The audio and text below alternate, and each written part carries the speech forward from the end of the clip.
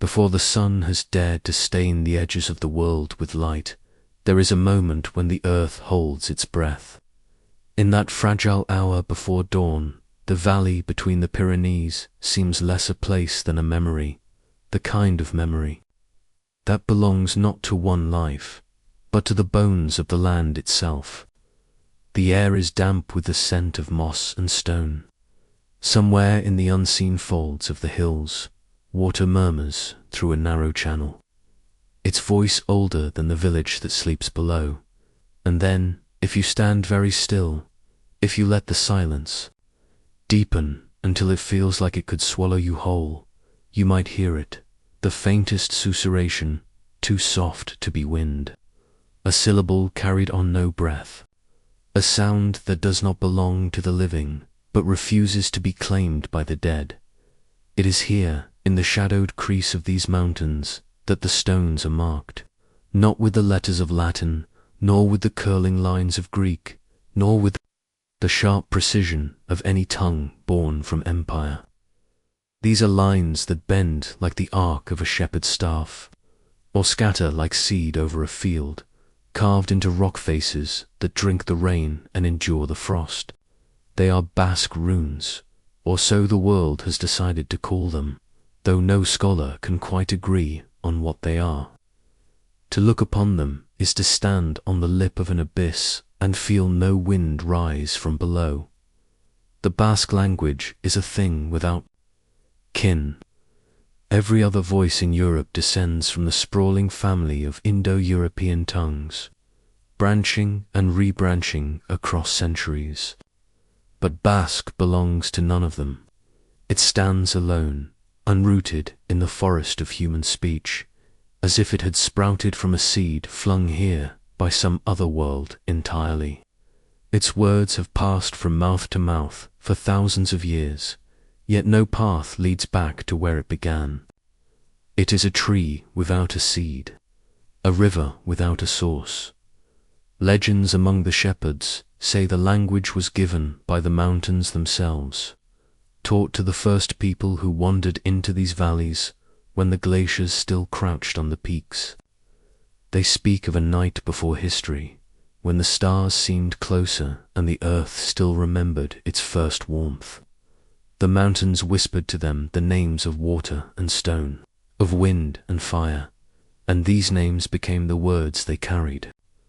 The first word, so they say, was Ama, mother, not just the name for the one who bore you, but for the earth beneath your feet, the hills that cradle you in their dark folds. On a certain slope above a forgotten pasture, there is a flat slab of rock that the locals call Hates, AMA, Mother Stone. Upon it are scratches that look almost accidental until the eye catches their repetition, their rhythm. They are shallow but stubborn, surviving weather and time, as though the rock itself guarded them. No one has ever fully read them.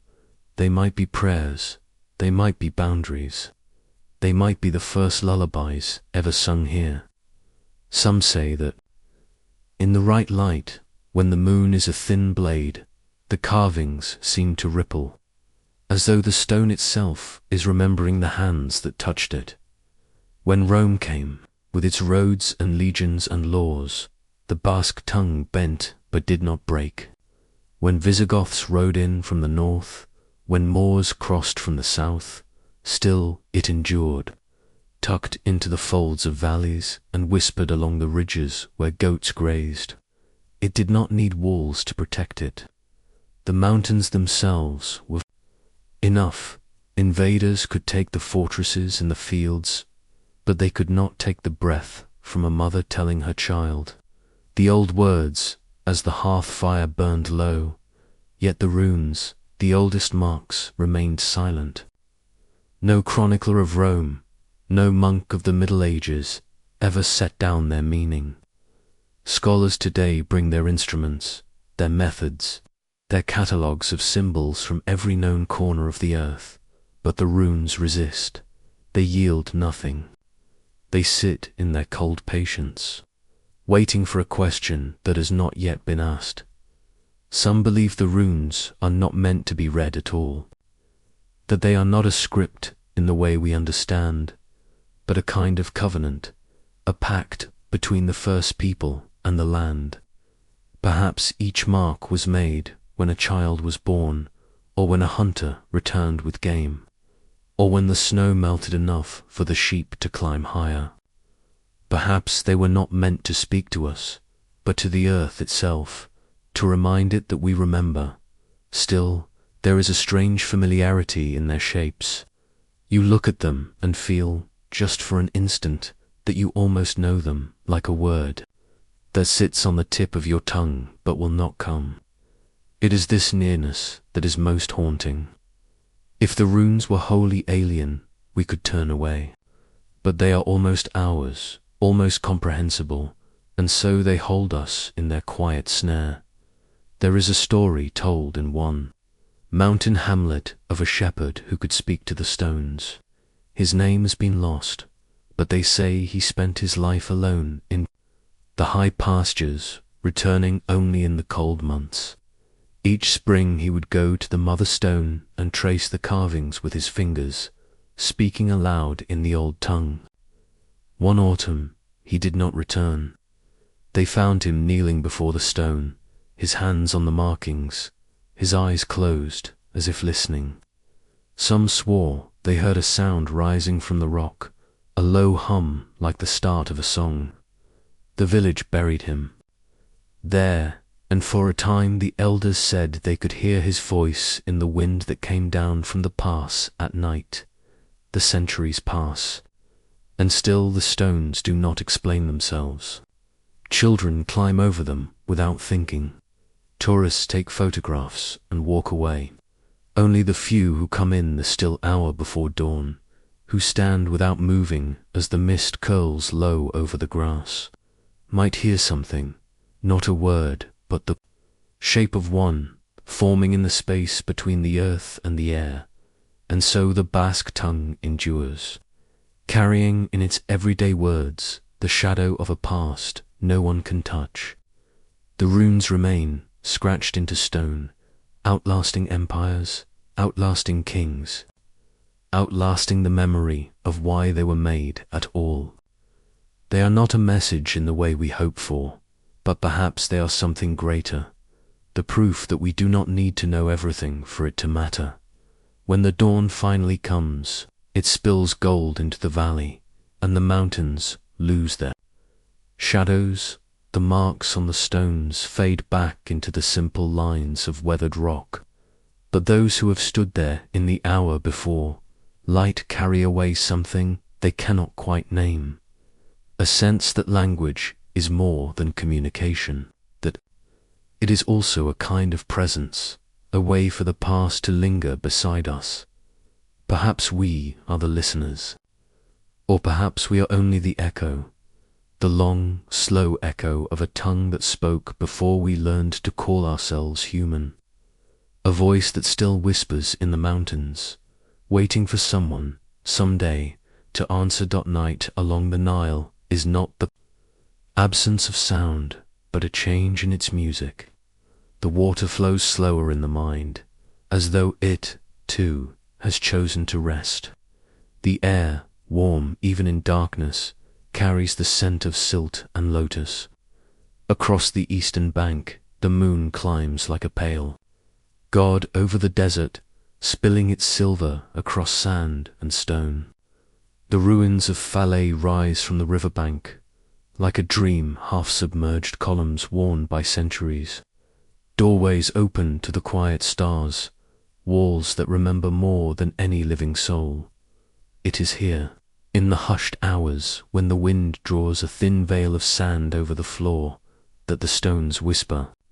Not in the grand, towering hieroglyphs of pharaohs, all falcons and sun discs, but in something smaller, swifter, more intimate, the demotic script, a writing that curls and loops like a reed in the current, fluid and quick, meant for hands.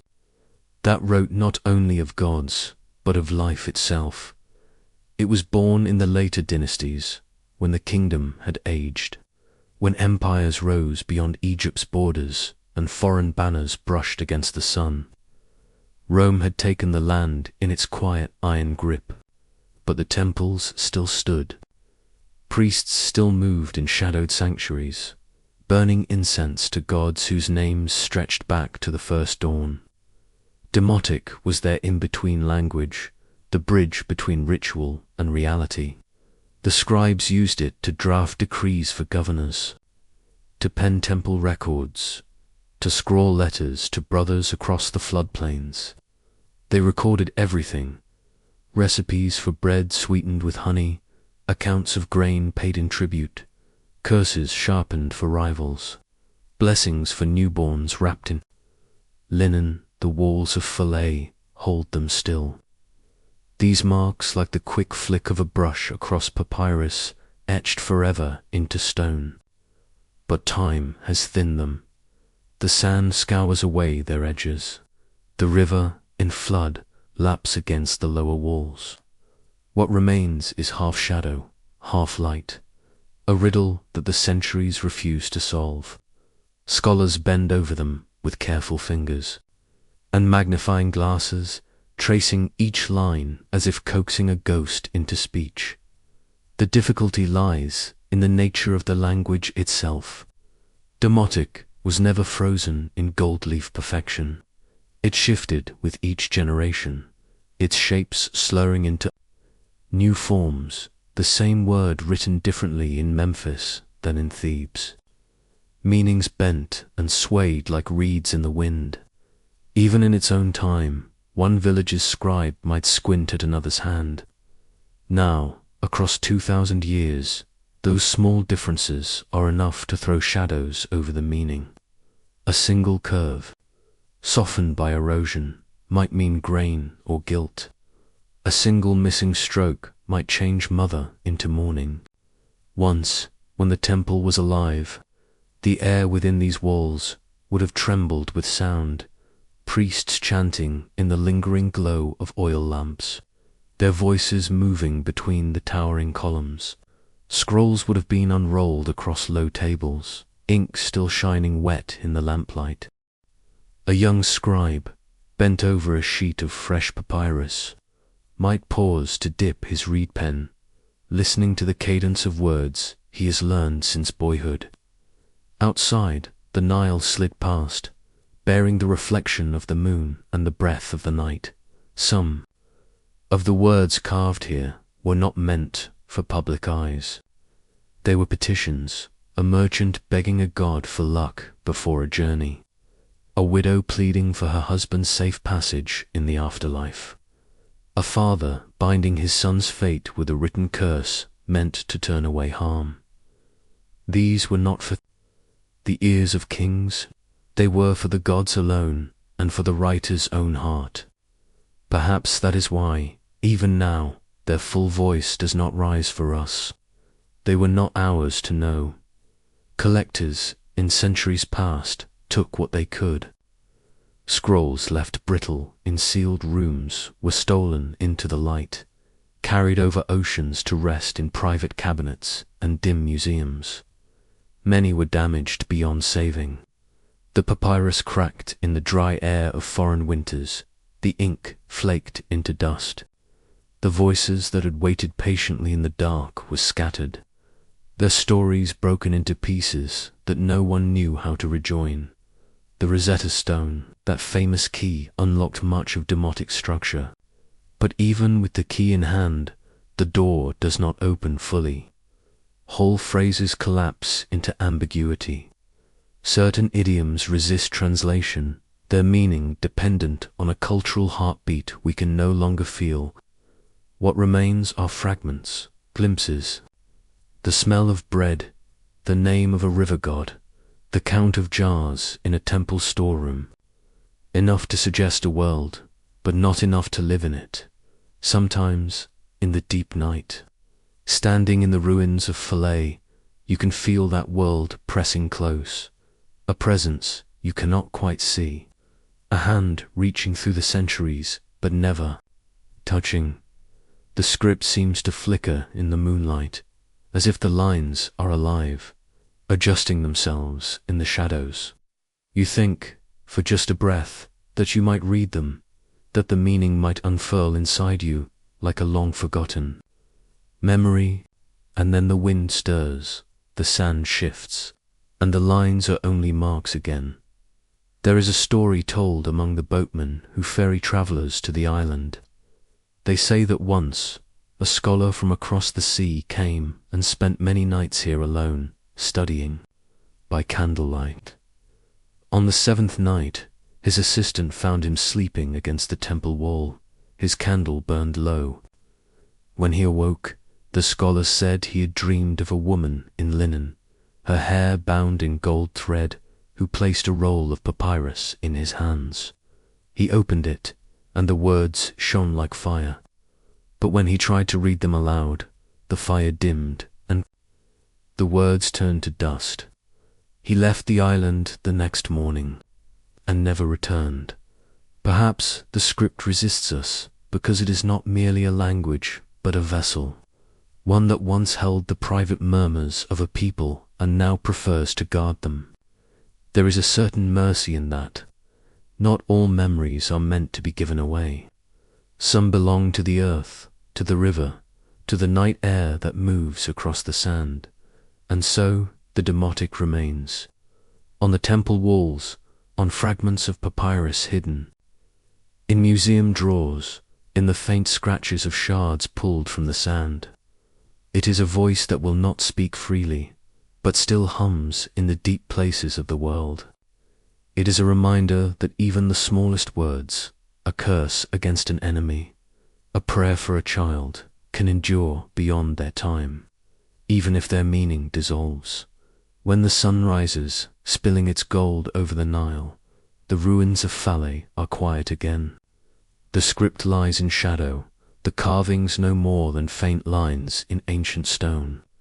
Yet if you walk away along the riverbank, you might feel the ghost of a sound following you, the soft scratch of reed pen on papyrus, the breath of someone, leaning close to whisper a word in your ear, a word you will never understand, but will carry with you all the same. Perhaps that is the final truth of demotic, not that it hides from us out of malice or mystery, but because some voices are meant only for those who first spoke them.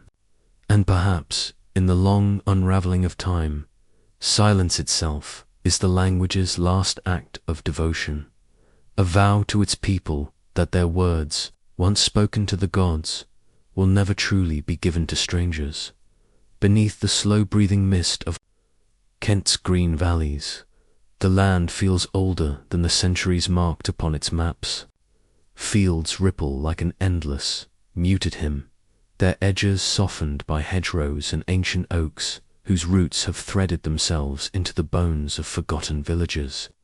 Dawn has not yet come.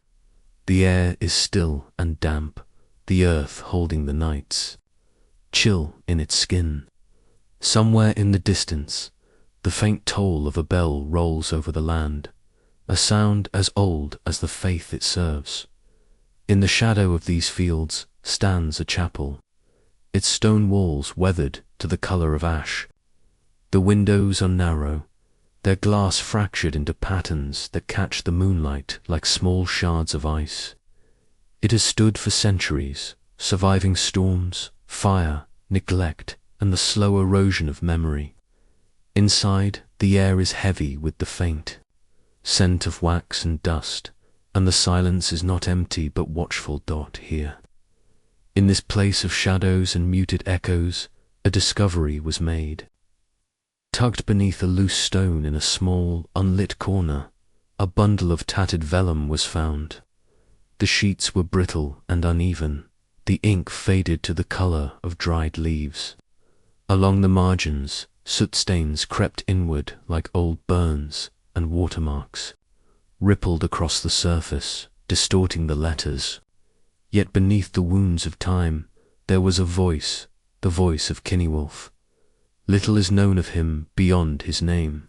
A monk, perhaps, or a hermit cloaked in wool against the winter wind. His surviving works are few, carried to us not by triumph, but by accident, their survival a small defiance against centuries eager to forget. On the vellum lay his old English verses, stitched with runes and the curled angular letters of the Anglo-Saxon script. They do not speak in the language of kings, but in the trembling cadence of confession. A man wrestling between the dark weight of his sins and the fragile light of salvation. The words are thick with metaphor, the kind that glows at the edges and vanishes before you can catch it. He writes of storms that are not storms, of journeys taken without moving, of wounds cut into the soul rather than the flesh. Somewhere among the lines there is the Duke's prayer, a plea to God for protection and forgiveness, but it is surrounded by the laments of monks who sang in candlelit cloisters, their voices trembling as the Norman conquest bore down upon them. The old order was breaking. Their language, once the voice of the land, was being pushed to the margins. Smothered by a tongue not their own, one can almost see them. The monks bent over their desks, their faces lit by a wavering flame. The walls, around them thick with cold. Outside, in the darkness, change moved like a tide.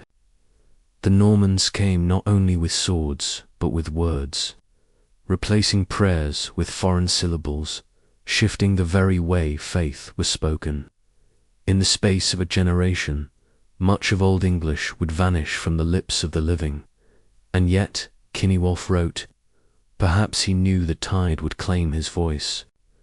Perhaps he didn't.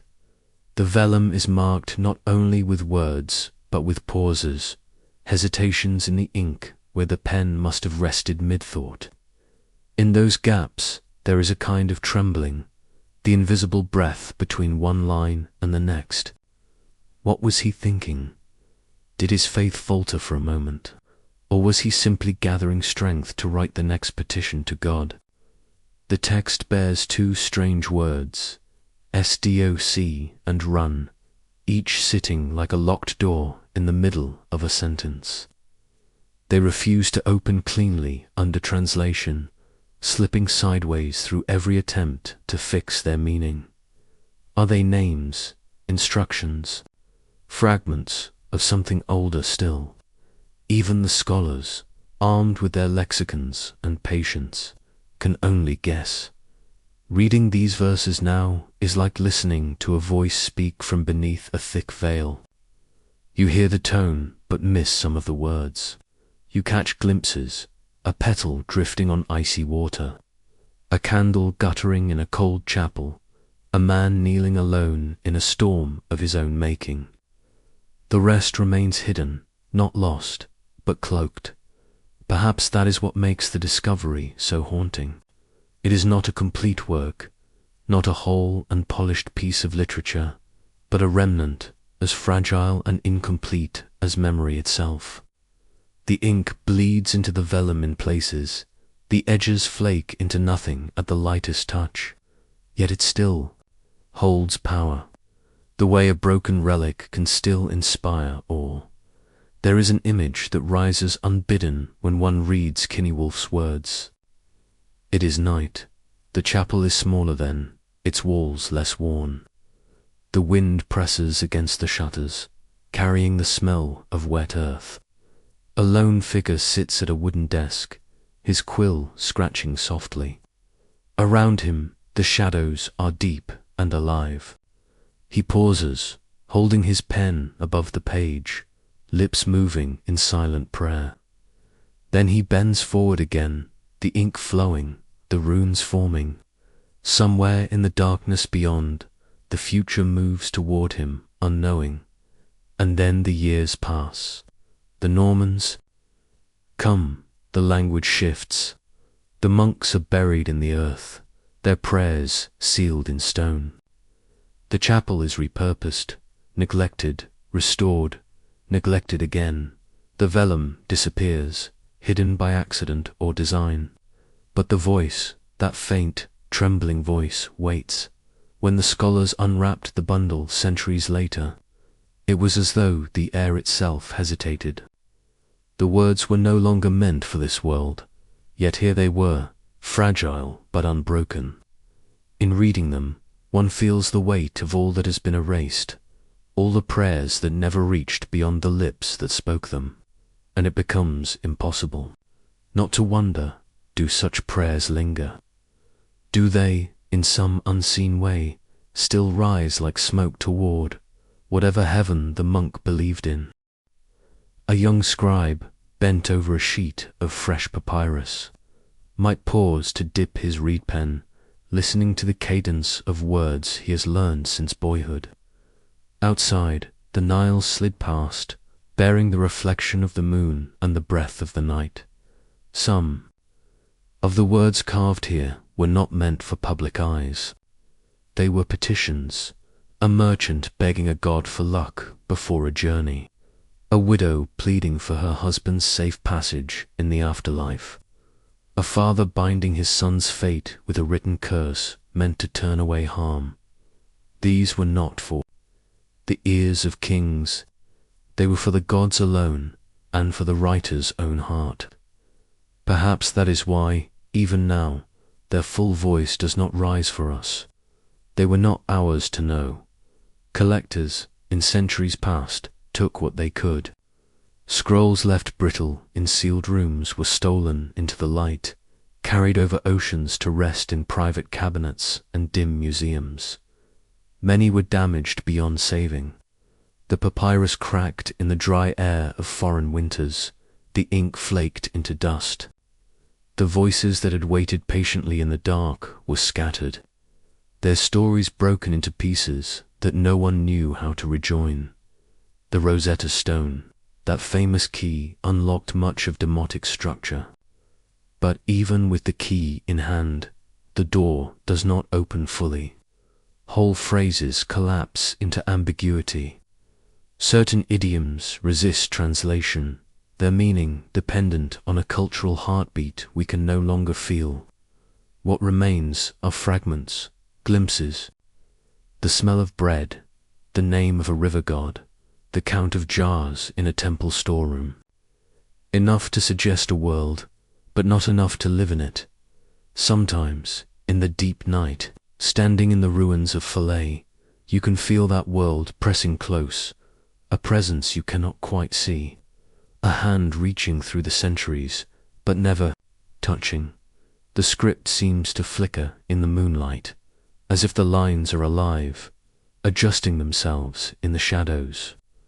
You think, for just a breath, that you might read them, that the meaning might unfurl inside you, like a long-forgotten memory, and then the wind stirs, the sand shifts, and the lines are only marks again. There is a story told among the boatmen who ferry travelers to the island. They say that once a scholar from across the sea came and spent many nights here alone, studying, by candlelight. On the seventh night, his assistant found him sleeping against the temple wall. His candle burned low. When he awoke, the scholar said he had dreamed of a woman in linen, her hair bound in gold thread, who placed a roll of papyrus in his hands. He opened it, and the words shone like fire. But when he tried to read them aloud, the fire dimmed and the words turned to dust. He left the island the next morning, and never returned.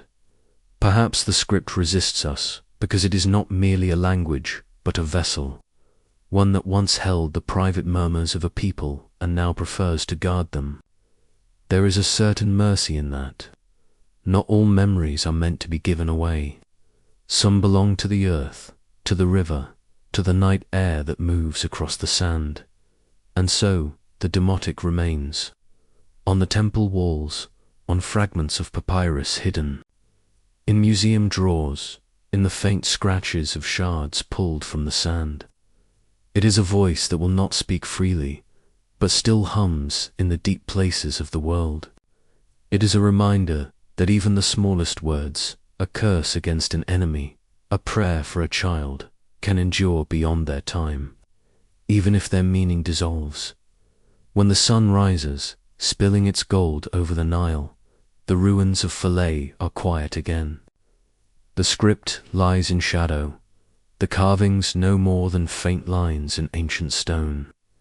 Yet, if you walk away along the riverbank, you might feel the ghost of a sound following you, the soft scratch of reed pen on papyrus, the breath of someone leaning close to whisper a word in your ear, a word you will never understand, but will carry with you all the same.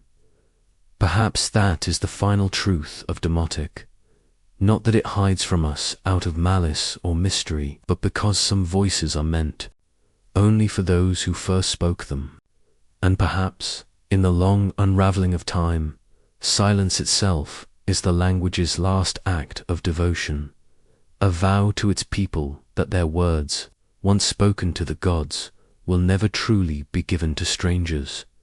Beneath the slow-breathing mist of Kent's green valleys, the land feels older than the centuries marked upon its maps. Fields ripple like an endless, muted hymn, their edges softened by hedgerows and ancient oaks, whose roots have threaded themselves into the bones of forgotten villages. Dawn has not yet come.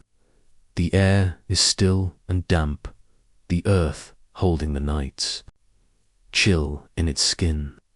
Somewhere in the distance, the faint toll of a bell rolls over the land, a sound as old as the faith it serves.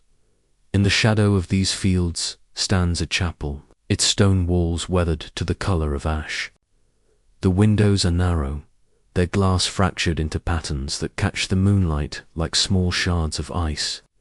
It has stood for centuries, surviving storms, fire, neglect, and the slow erosion of memory. Inside, the air is heavy with the faint scent of wax and dust, and the silence is not empty but watchful. Here, in this place of shadows and muted echoes, a discovery was made. Tucked beneath a loose stone in a small, unlit corner, a bundle of tattered vellum was found. The sheets were brittle and uneven, the ink faded to the color of dried leaves. Along the margins, soot stains crept inward like old burns, and watermarks rippled across the surface, distorting the letters. Yet beneath the wounds of time, there was a voice, the voice of Kinniwulf. Little is known of him beyond his name. A monk, perhaps, or a hermit cloaked in wool against the winter wind. His surviving works are few, carried to us not by triumph, but by accident, their survival a small defiance against centuries eager to forget. On the vellum lay his old English verses, stitched with runes and the curled angular letters of the Anglo-Saxon script. They do not speak in the language of kings, but in the trembling cadence of confession. A man wrestling between the dark weight of his sins and the fragile light of salvation. The words are thick with metaphor, the kind that glows at the edges and vanishes before you can catch it. He writes of storms that are not storms, of journeys taken without moving, of wounds cut into the soul rather than the flesh. Somewhere among the lines there is the Duke's prayer, a plea to God for protection and forgiveness, but it is surrounded by the laments of monks who sang in candle-lit cloisters, their voices trembling as the Norman conquest bore down upon them. The old order was breaking. Their language, once the voice of the land, was being pushed to the margins, smothered by a tongue not their own. One can almost see them. The monks bent over their desks, their faces lit by a wavering flame, the walls around them thick with cold. Outside, in the darkness, change moved like a tide. The Normans came not only with swords, but with words, replacing prayers with foreign syllables, shifting the very way faith was spoken. In the space of a generation, much of Old English would vanish from the lips of the living. And yet, Kinniwulf wrote. Perhaps he knew the tide would claim his voice. Perhaps he didn't. The vellum is marked not only with words, but with pauses, hesitations in the ink where the pen must have rested mid-thought. In those gaps, there is a kind of trembling, the invisible breath between one line and the next. What was he thinking? Did his faith falter for a moment? Or was he simply gathering strength to write the next petition to God? The text bears two strange words, SDOC and run, each sitting like a locked door in the middle of a sentence. They refuse to open cleanly under translation, slipping sideways through every attempt to fix their meaning. Are they names? Instructions? Fragments of something older still? Even the scholars, armed with their lexicons and patience, can only guess. Reading these verses now is like listening to a voice speak from beneath a thick veil. You hear the tone but miss some of the words. You catch glimpses, a petal drifting on icy water, a candle guttering in a cold chapel, a man kneeling alone in a storm of his own making. The rest remains hidden, not lost, but cloaked. Perhaps that is what makes the discovery so haunting. It is not a complete work, not a whole and polished piece of literature, but a remnant as fragile and incomplete as memory itself. The ink bleeds into the vellum in places, the edges flake into nothing at the lightest touch, yet it still holds power. The way a broken relic can still inspire, or there is an image that rises unbidden when one reads Kinniewolf's words. It is night, the chapel is smaller then, its walls less worn. The wind presses against the shutters, carrying the smell of wet earth.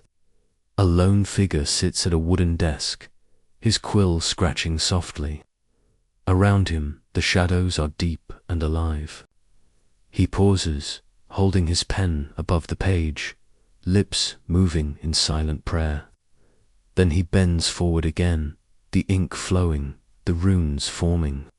Somewhere in the darkness beyond, the future moves toward him, unknowing, and then the years pass. The Normans come, the language shifts.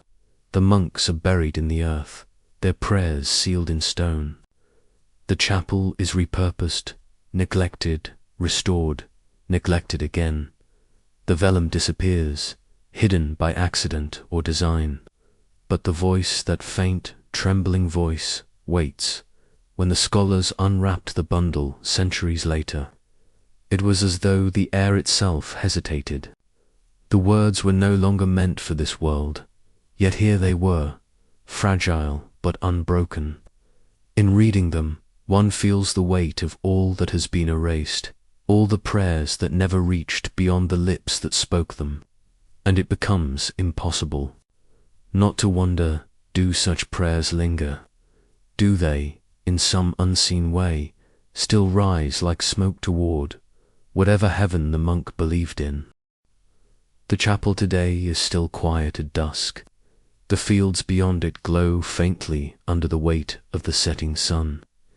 Inside, the air holds the scent of age, the faint bite of stone and wood.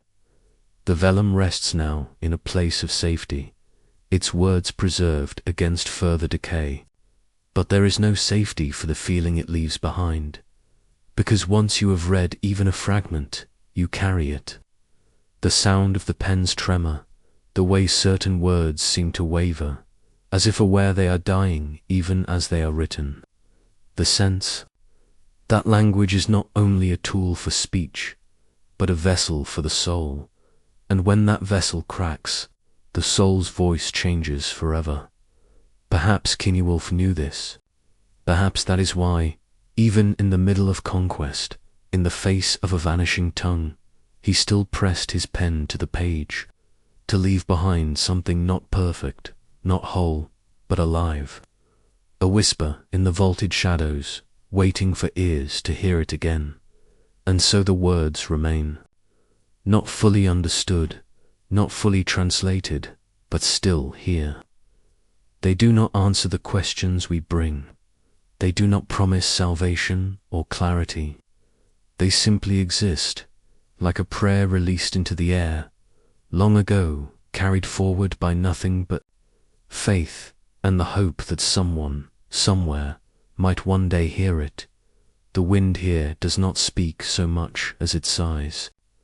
It slides over the tops of the beech and oak, spills into the folds of the hills, and presses cool against the stones of cottages whose roofs have known the weight of centuries. In the hush between forest and meadow, there is a kind of old, patient listening, as if the earth itself is waiting for something it once knew by heart. It is a place where the soil is dark with memory, where the air still smells faintly of wood smoke and rain, and where the shadows move as if they remember footsteps no longer heard. Long ago, when the Magyar tribes rode like a living tide across the plains, the people here knew death as intimately as they knew the changing of the seasons. To them, grief was not a private burden, but a shared passage, a bridge between the breath and the earth. When a warrior fell whether to the sword, the sickness, or the slow wearing down of years, the village gathered not only to bury him, but to sing him away. These were not mere laments, but intricate spells of farewell, woven from the old Magyar tongue, like ropes of sound meant to tether the soul to its journey and keep it from wandering back somewhere. In a cold chamber of a monastery many days' ride from these hills, one such farewell was captured. It was not meant for ink, and yet it was taken. Perhaps a monk bent over his desk in the trembling light of a single taper heard it one winter's night, a dirge carried by a wandering pilgrim, or an old soldier's last murmured memory, feared it would vanish if left only to the air. So he set it down in the letters he knew best, Latin. But the old Magyar sounds resisted the foreign script, warping under its unfamiliar shape. The vowels stretched too far, the consonants dulled. It was like pressing the shadow of a leaf into stone. There was form, but the life had gone translucent, and yet, even in its distortions, the dirge breathes. Those who have read it speak of a mother's voice threaded through the lines, a voice that calls not with desperation, but with the heavy certainty that the one she loves will never answer. They hear the rolling rhythm of horse hooves in the meter, the echo of the steppe wind in the pauses, the taste of ash in the close of each verse. It is grief without the need for explanation, grief that knows the shape of its own body, even as the centuries gnaw at its bones. But the song did not survive untouched. As Christianity took root and the cross replaced the hawk and the horse as symbols of power, old rites were frowned upon, then forbidden, then quietly erased. The funeral songs that once spoke to ancestors and sky gods were rephrased into prayers for the Christian dead, their names tucked into Latin invocations. The monastery scribes corrected what they thought were error-stightening strange syllables, smoothing unfamiliar rhythms. Still the living pulse of the old language thinned. For centuries, the fragment lay in the monastery's codex, unnoticed except as an oddity. Scholars passed it by in favor of cleaner, more orthodox hymns. Dust thickened over it. The candlelight that once touched its ink gave way to the damp chill of neglect. But time has a way of loosening the stones we think are fixed. When it was finally rediscovered, the parchment crackled under the scholar's careful hands. The words were a tangle of Latin letters bent around Magyar roots, half legible, half phantom. Reading it was like trying to hear a voice speaking from behind a waterfall. Something was there, undeniably alive, but each time it drew near, the sound fractured. What could be made out was haunting. The first lines painted a picture of twilight, settling over a plain, a lone rider returning without the one who had ridden beside him, the mother stepping from her doorway to see the empty place. Then the refrain, mournful and strange, repeated with small changes, as though each iteration tightened the knot of grief, yet whole passages were locked away by the corrosion of time, words warped beyond recognition, phrases dangling without endings. The melody, if it had been noted at all, was lost entirely. And so the dirge survives, not as a song to be sung again, but as an ache, an invitation to imagine how the dead were once carried by music into the next world. If you stand in these hills at dusk, when the mist rises low and the sky folds into a deepening blue, you might believe you can almost hear it, a thin, wavering thread of sound in the wind. Not quite a tune, not quite a voice, but something between them, a trace, as if the air itself still remembers the syllables it once bore. The people who sang it are gone. The gods to whom it was offered have gone quiet. The tongue that shaped it no longer moves as it did. And yet the grief, though muted, though half lost, still waits here. It waits in the soil, in the shadowed tree line, in the space between heartbeats, in the way the hills hold the last light of evening before surrendering it to the dark dot. It leaves us with the question no translation can answer. When a language forgets the words of its mourning, what becomes of the dead it once honored? Do they drift farther from us, untethered, or do they remain close, pressing at the edges of our dreams, waiting for us to remember the sound? Perhaps the wind knows. Perhaps the hills. Perhaps only the silence does. But if you listen long enough, in that moment between night and day, you may feel the echo pass through you, a shadow of a mother's call, a breath of the warrior's last ride, the faint, stubborn heartbeat of a song that refuses to vanish entirely. And in that moment, you may understand why the earth here listens so carefully. It is not only for the living, it is for the voices still walking home through the mist. The desert keeps its own time, not in hours, not in days, but in the slow erosion of stone, the whisper of wind through abandoned wells, the hush between heartbeats when the night feels like a closed tomb. Beneath the silver weight of a moon that seems older than memory, the sands of Oman breathe in silence, hiding their frail, wind-carved inscriptions. There, carved into the sandstone lips of forgotten waterholes, are words written in a script that moves like the smoke of a dying fire, curves bending into one another. Letters that seem to drift, half-formed, as if the desert itself tried to remember them but could not. The scholars call it Maghribi Arabic graffiti, but the name feels too small, too human. This script is not the neat geometry of court calligraphy, nor the rigid lines of holy text. It is wandering, unruly, a handwriting shaped by a moving camel and a thirsty heart. Each mark was laid down by travelers crossing between Petra and the empty quarter, their fingers stained with dust, their waterskins almost empty, their minds heavy with prayer, longing, or warning. You must imagine the scene as it once was, a caravan stopping in the ink-black hours before dawn. The camels kneel and grunt softly in the dark, the men's faces lit by oil lamps that throw gold onto the red stone. And there, before the morning wind rises, someone leans close to the wall of the well, knife or chisel in hand, and begins to carve a sentence into the grain of sandstone.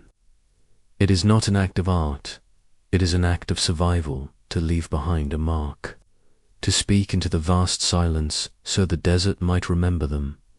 The messages are strange in their simplicity. Remember me. Bless this oasis. Death finds all. Their meanings shift depending on the light. By the sun's glare, they could be merchants' notes, the record of a trading stop. By lantern glow, they seem like prayers, or the last thoughts of someone who feared they would not live to see the next dawn. one inscription stands apart. It rests lower on the stone, as if the writer carved it from a seated position, too weary to stand. Its letters are faint, the strokes uneven, not careless, but trembling. May my love see me in afterlife.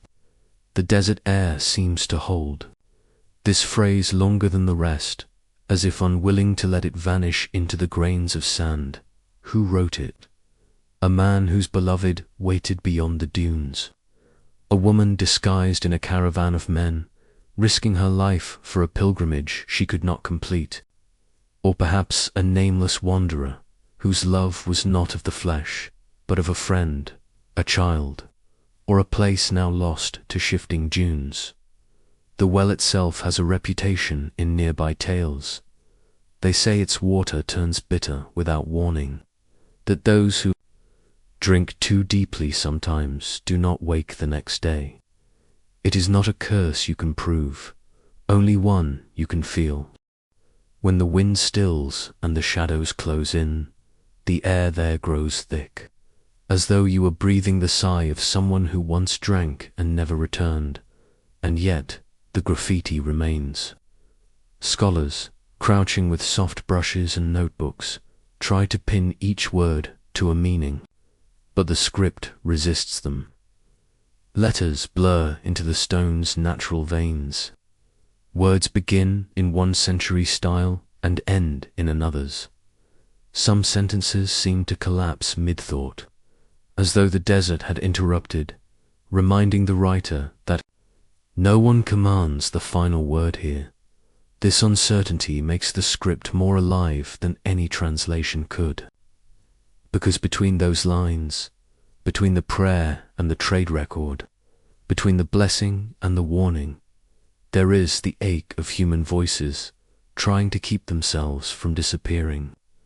They carved with the hope that someone, someday, would read them and know they were here.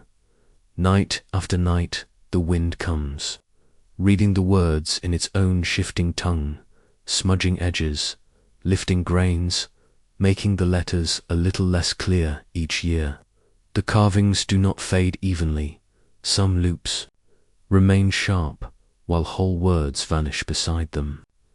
The phrase about love and the afterlife has already lost its last letter. A slow unraveling of the sentence that mirrors the slow unraveling of the person who wrote it. The desert does not hurry. It will take the rest of the letters one day.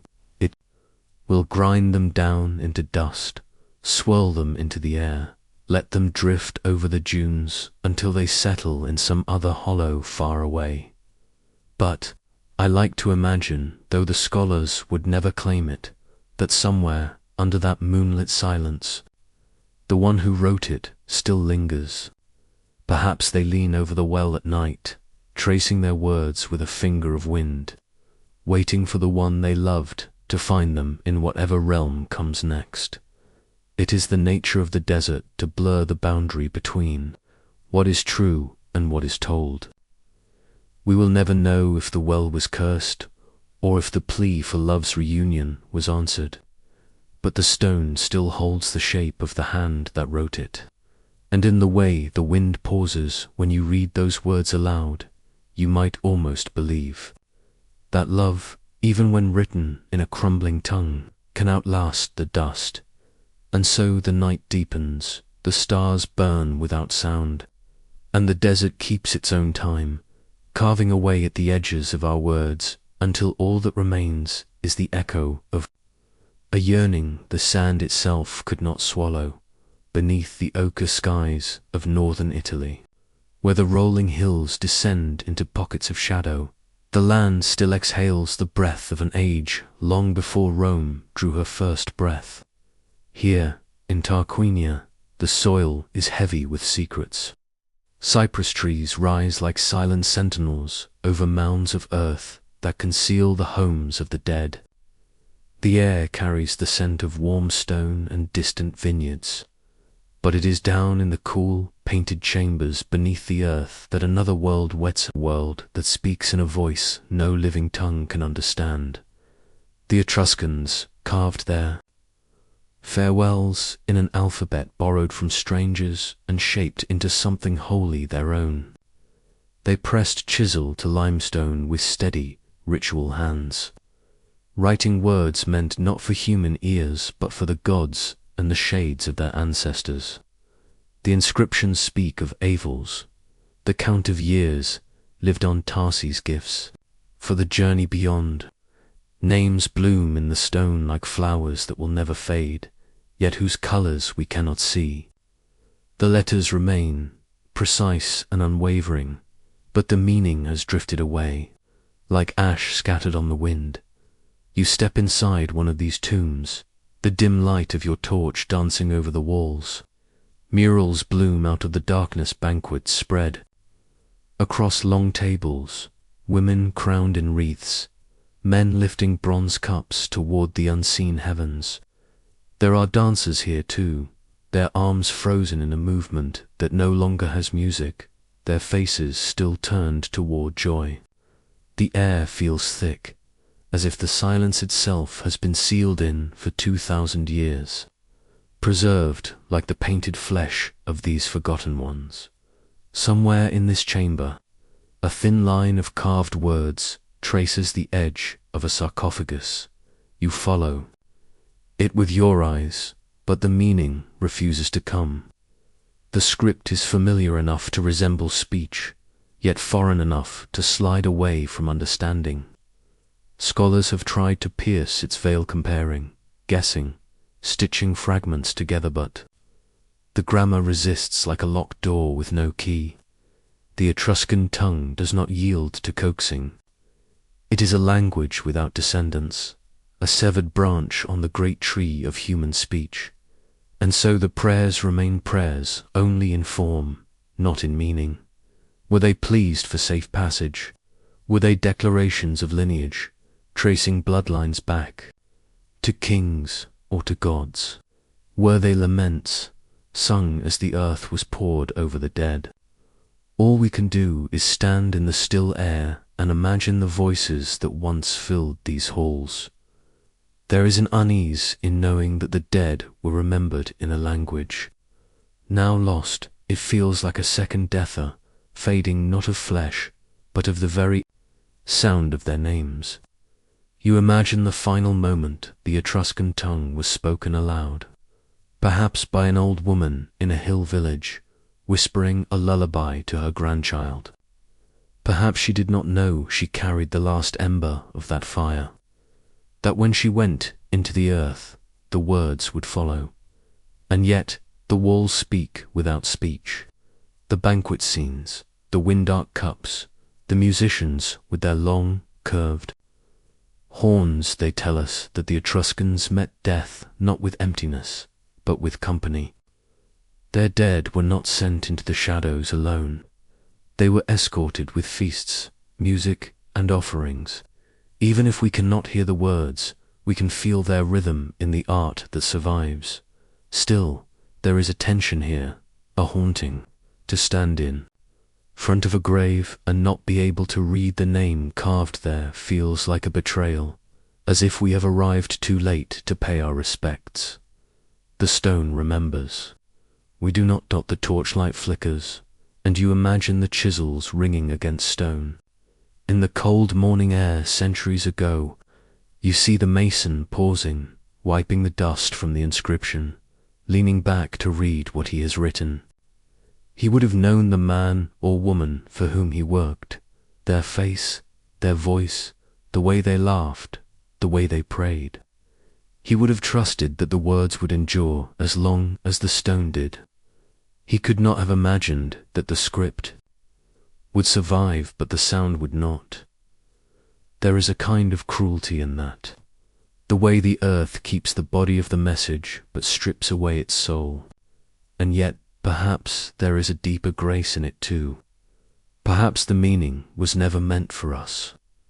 These words might have been for the gods alone, and the fact that we cannot read them is a sign that they have not been stolen from the ones they were meant for. You leave the tomb slowly, the cool air giving way to the warmth of the surface. The cypresses sway gently in the breeze, their roots coiling around the bones of forgotten citizens. Somewhere far below your feet, the unreadable prayers continue to speak in a language of stone and shadow. They do not need your understanding. They have outlasted it. And as you walk away, you think of your own name, the words you have spoken in your life, the language you believe will live forever. One day, perhaps, it too will be no more than a pattern of marks on a surface, familiar, but unreadable to the living. And when that day comes, you wonder, will someone stand before those marks, as you did today, trying to bridge the silence? Will they feel the same shiver of awe and loss? The sun drops behind the hills, and the land is swallowed in twilight. The vineyards fade to black shapes, and the first star flickers into being. Beneath it, in chambers of painted stone, the Etruscans lie wrapped in their eternal banquets, their eternal dances, their eternal words. The wind slides over the grass, carrying nothing of their speech. Yet somehow, in the quiet, you feel they have been heard. The sea whispered against the black teeth of the Deccan coast, the sound low and eternal, as though it had been rehearsing the same syllables for 1,000 years. Before dawn, the horizon was only a seam of silver, the light too shy to touch the jagged rock. There, on an island that seemed to float between one century and the next, the old words slept. They were not carved on fragile parchment, nor whispered in fragile human breath, but pressed deep into copper sheets and volcanic stone, where stylus marks cut with the patience of prayer. These were not mere marks, they were the shadows of the Bahasa Kauai, the courtly tongue of old Java, brought here by tides of trade, diplomacy, and quiet conquest. At first, the letters seemed only a lattice of curves and lines, stiff and deliberate. But if you lingered, if you let your eyes adjust to the rhythm of their strokes, you might feel the faint breath of their makers. The king's scribe hunched in lamplight, the ink-stained monk holding his breath as the stylus kissed the metal. On one panel of copper, the words proclaimed blessings over the reign of a ruler whose name is now a husk. On another, the letters bent like reeds to speak of gods. May Rama's guidance fade. Read one fragment, though some scholars insist the verb is wrong, that it may have meant flow or rest. In another place, beneath a talon-shaped crack in the stone, a spell remains half visible, invoke the sky.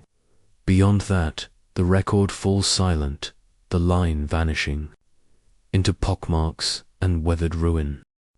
The wind here is salted and restless, the same wind that has, for centuries, gnawed the stone, licked the copper green. Once, it carried the cries of harbour traders speaking in a dozen tongues, Malay, Tamil, Persian, each word a grain of the island's wealth. Ships came not only for pepper or pearls, but for the rare glow of its manuscripts and the fragrance of its libraries, where bamboo slats hung with prayers rattled softly in the air like wind chimes in the court temples, lit by pillars of incense. The language came alive in full ceremony. The priests would speak the invocations in a long, unbroken chant, their voices layered like the waves outside the temple walls. They called to the sky, to the ancestors, to the spirits of rain and harvest, each phrase unfolding in the formal precision of Kauai, a tongue whose syllables curled and balanced like carved lotus petals. The people believed these words were not merely sound, but bridges. They spanned from the human mouth to the unseen world. If the ritual was spoken in the wrong cadence, if a single word stumbled, the bridge might splinter. But what happens when the bridge itself erodes? Centuries passed. A volcanic storm on a distant island choked the sun and sent rain like acid upon the coast. Lava, ash, and salt worked together as slow vandals, scarring the surfaces where the words lay. Some inscriptions cracked open like brittle shells, their glyphs flaking away into nothing. Others blurred, so that the curve of a vowel became the hook of a consonant, and the meaning twisted into strange new shapes. Even in places where the stone survived, the language itself began to die, not in a single blow, but by degrees, like a candle guttering in wind. By the time new rulers came with their own scripts and their own gods, the Kauai had retreated into the mouths of poets and the thin pages of grammar scrolls. The old ceremonies no longer rang through the courtyards. The copper plates lay in storerooms, their power dormant. What had once been a voice to the gods became a riddle to mortals. Modern scholars approach the inscriptions like divers moving through a wreck, their lanterns lighting fragments of rooms, but never the whole ship.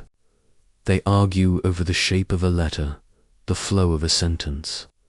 One will say the line is a blessing, another that it is a curse. Some reject entire interpretations as fanciful, unwilling to fill the gaps with guesses. And so the language remains, in broken rhythm, like a song whose verses are missing, where the melody drifts off mid-note. Yet something still lingers in those gaps, something the scholars cannot dismiss. It is in the silence between the surviving words, in the feeling that the air around the stones is not quite empty. You stand before an inscription at dawn, and the copper catches the first hesitant light. The etching is worn, the letters shallow, but they still hold the dignity of having been meant for eternity. You cannot read them, but you can feel the weight of meaning pressing against you, as though the words are trying to remember themselves. The poets of later ages spoke of this sensation as the ghost of the language. They said that when the old Kauai was spoken in its true form, the air itself became heavier, the colors richer, as if the world leaned closer to listen. Even now, in the right stillness, one might hear the echo of a chant that no human mouth can form anymore. It is not a sound, not exactly, more like the pressure of being watched, the whisper of leaves where there is no wind. And here lies the quiet tragedy. A prayer may be eternal in intention, but it is mortal in form. Without its language, without the precise rhythm of its syllables, its body dissolves. Yet perhaps, as the poets believe, the prayer's soul drifts free. It may not reach the ears of its intended God, but it lingers in the spaces where people still wonder what was once said.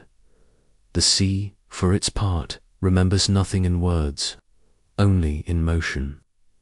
It continues to stroke the black rocks, to polish the shards of lost copper, to carry the scent of incense that has not been burned for centuries. The tide has no care for whether the prayer survives or not, and yet, perhaps, it carries the echo without knowing.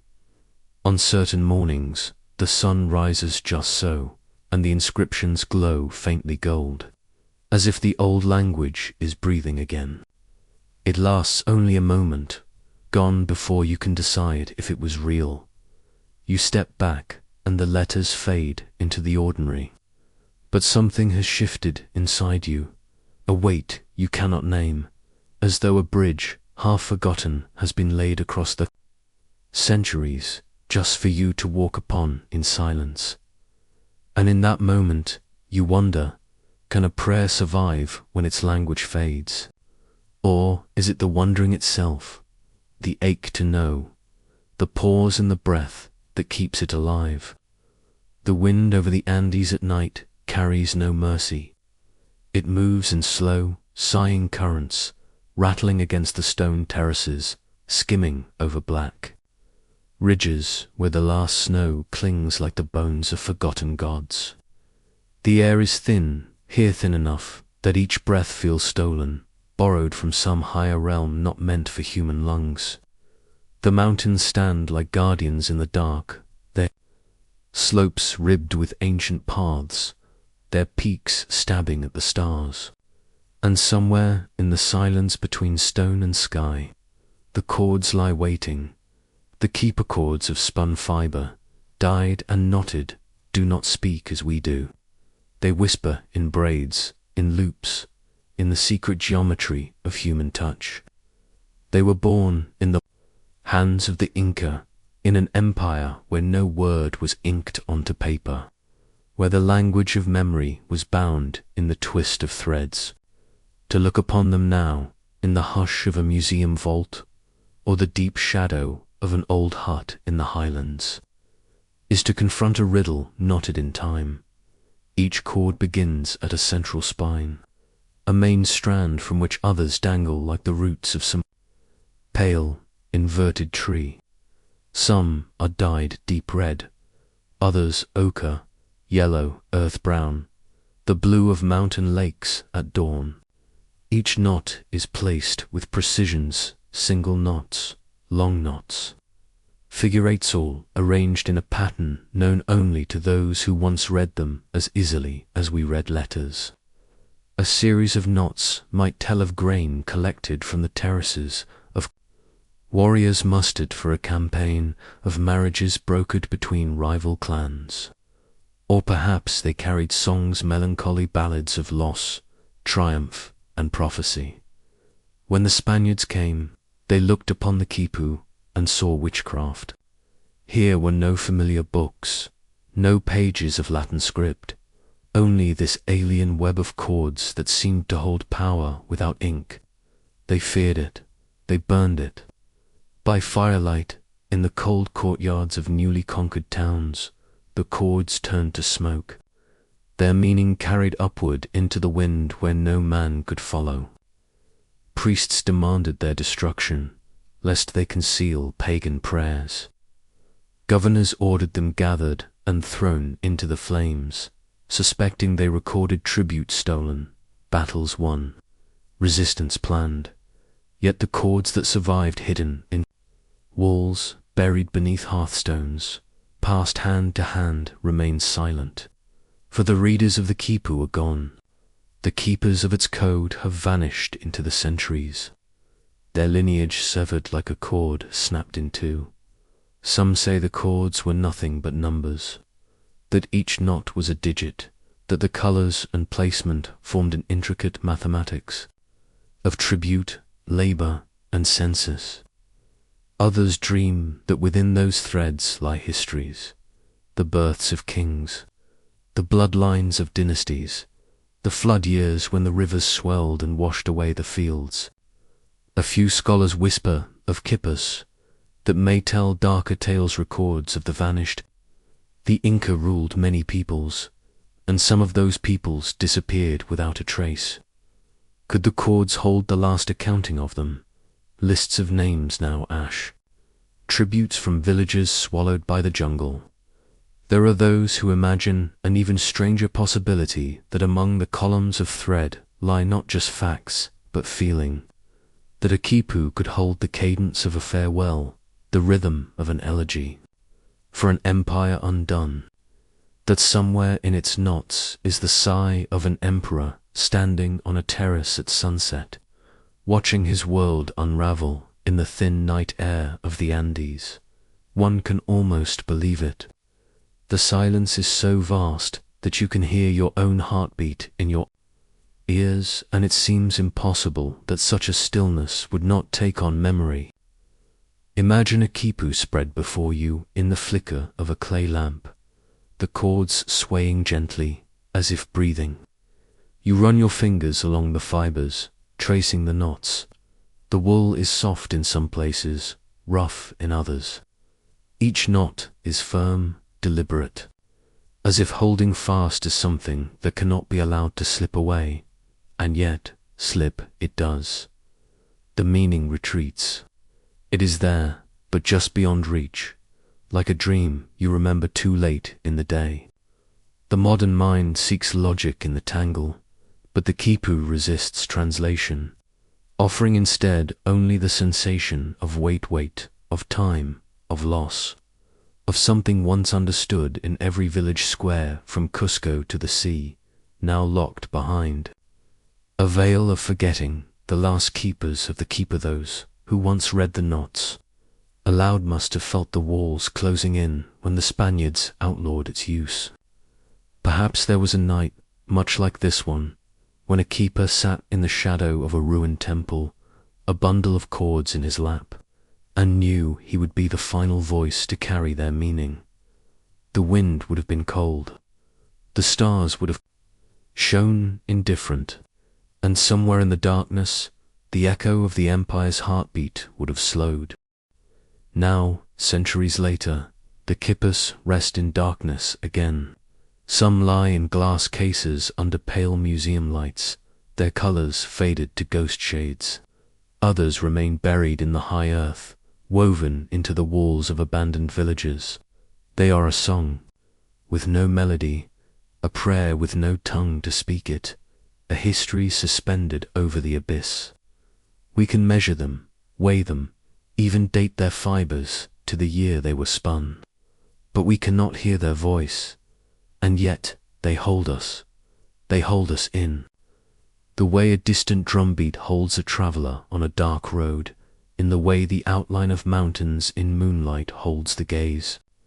The empire that wove them has long since crumbled to dust, but the chords endure, not alive, not dead, but in a state between, like breath held at the edge of speech.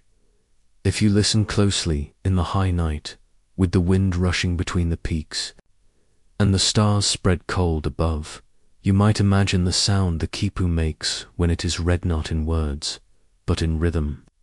A slow, steady pulse, like the beating of a heart in the chest of the Andes itself. And perhaps it is that heartbeat, more than any number or name, that the chords were meant to keep. For when all else is forgotten, the temples, the kings, the victories, the heartbeat remains. And in the weave of thread, in the patient knots, it still pulses against oblivion.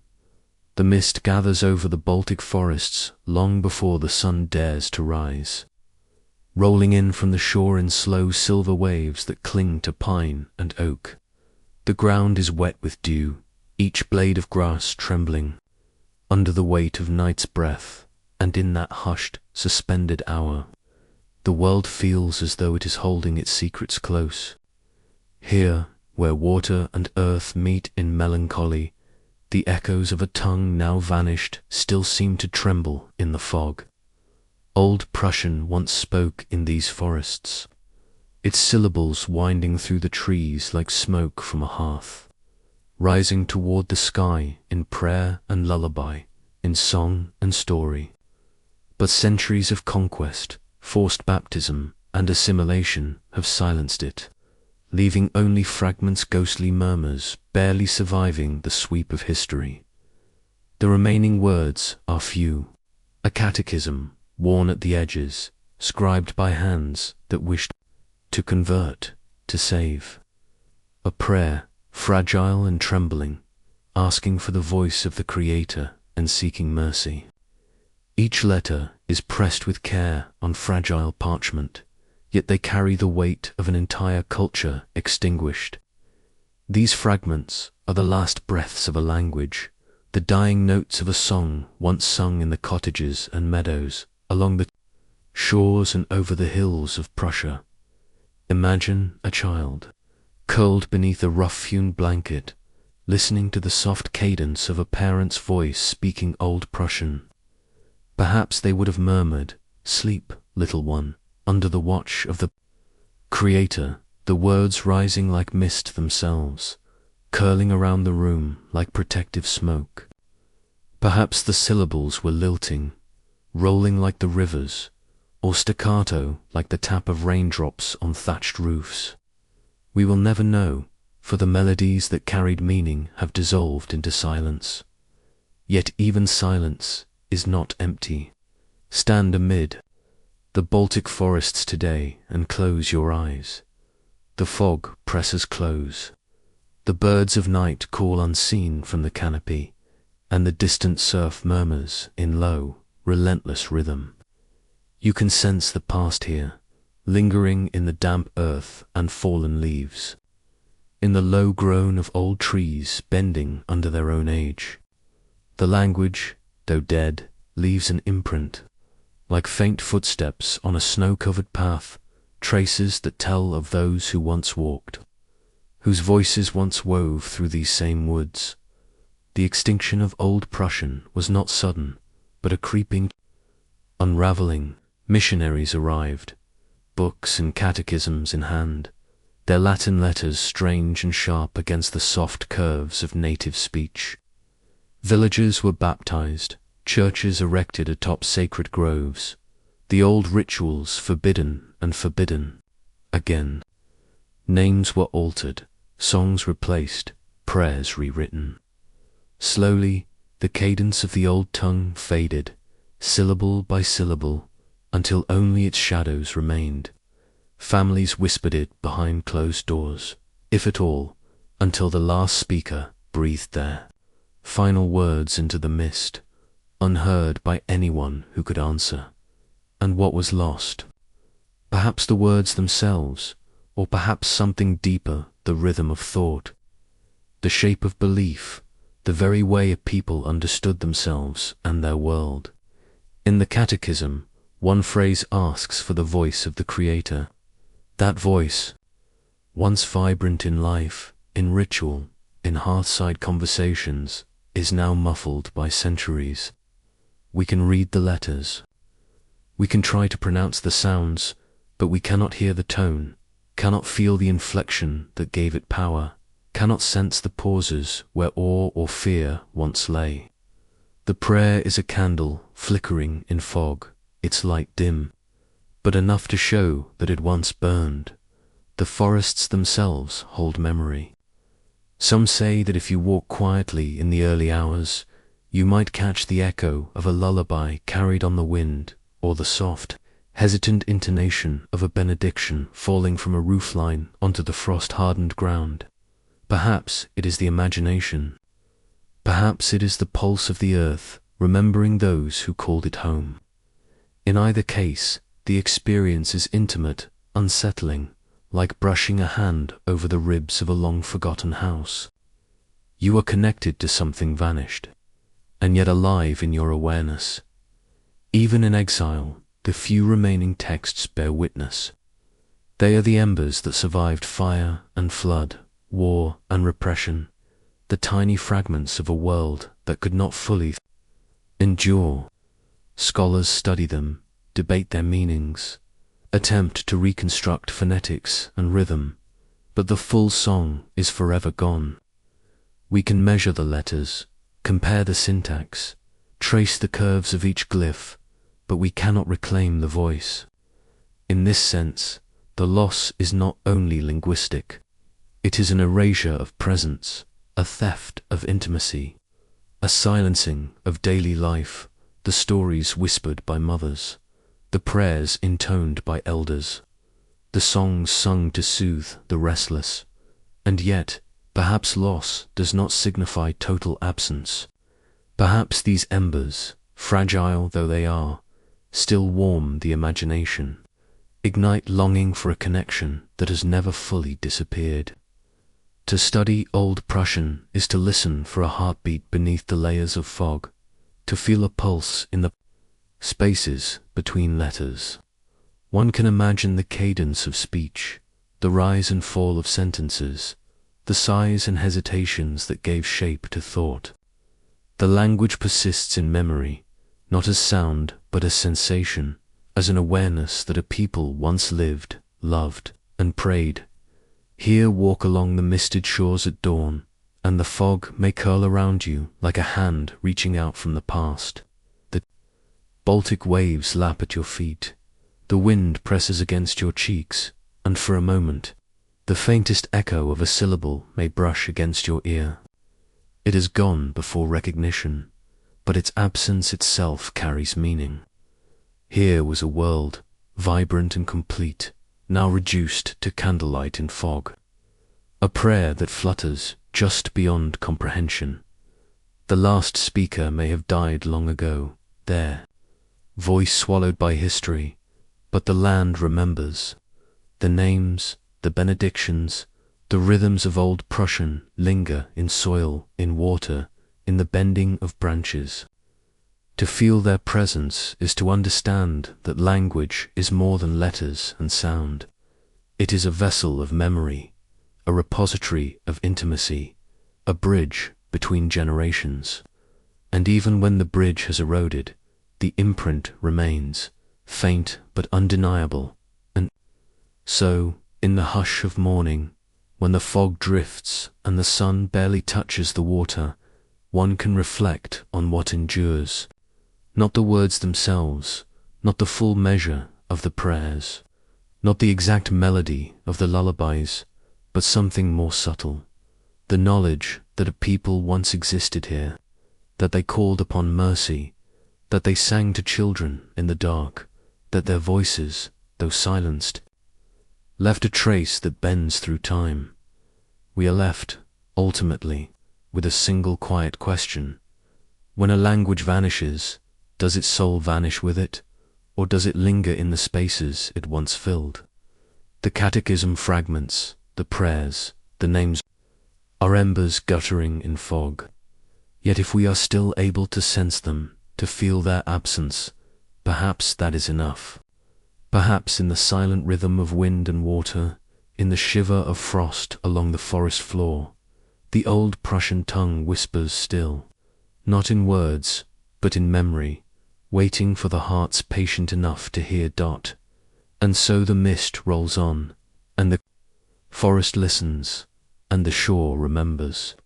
In that quiet, we touch the vanished world, and even as the fog swallows the past, a flicker remains, small, fragile, eternal, a reminder that even in silence, faith and voice endure.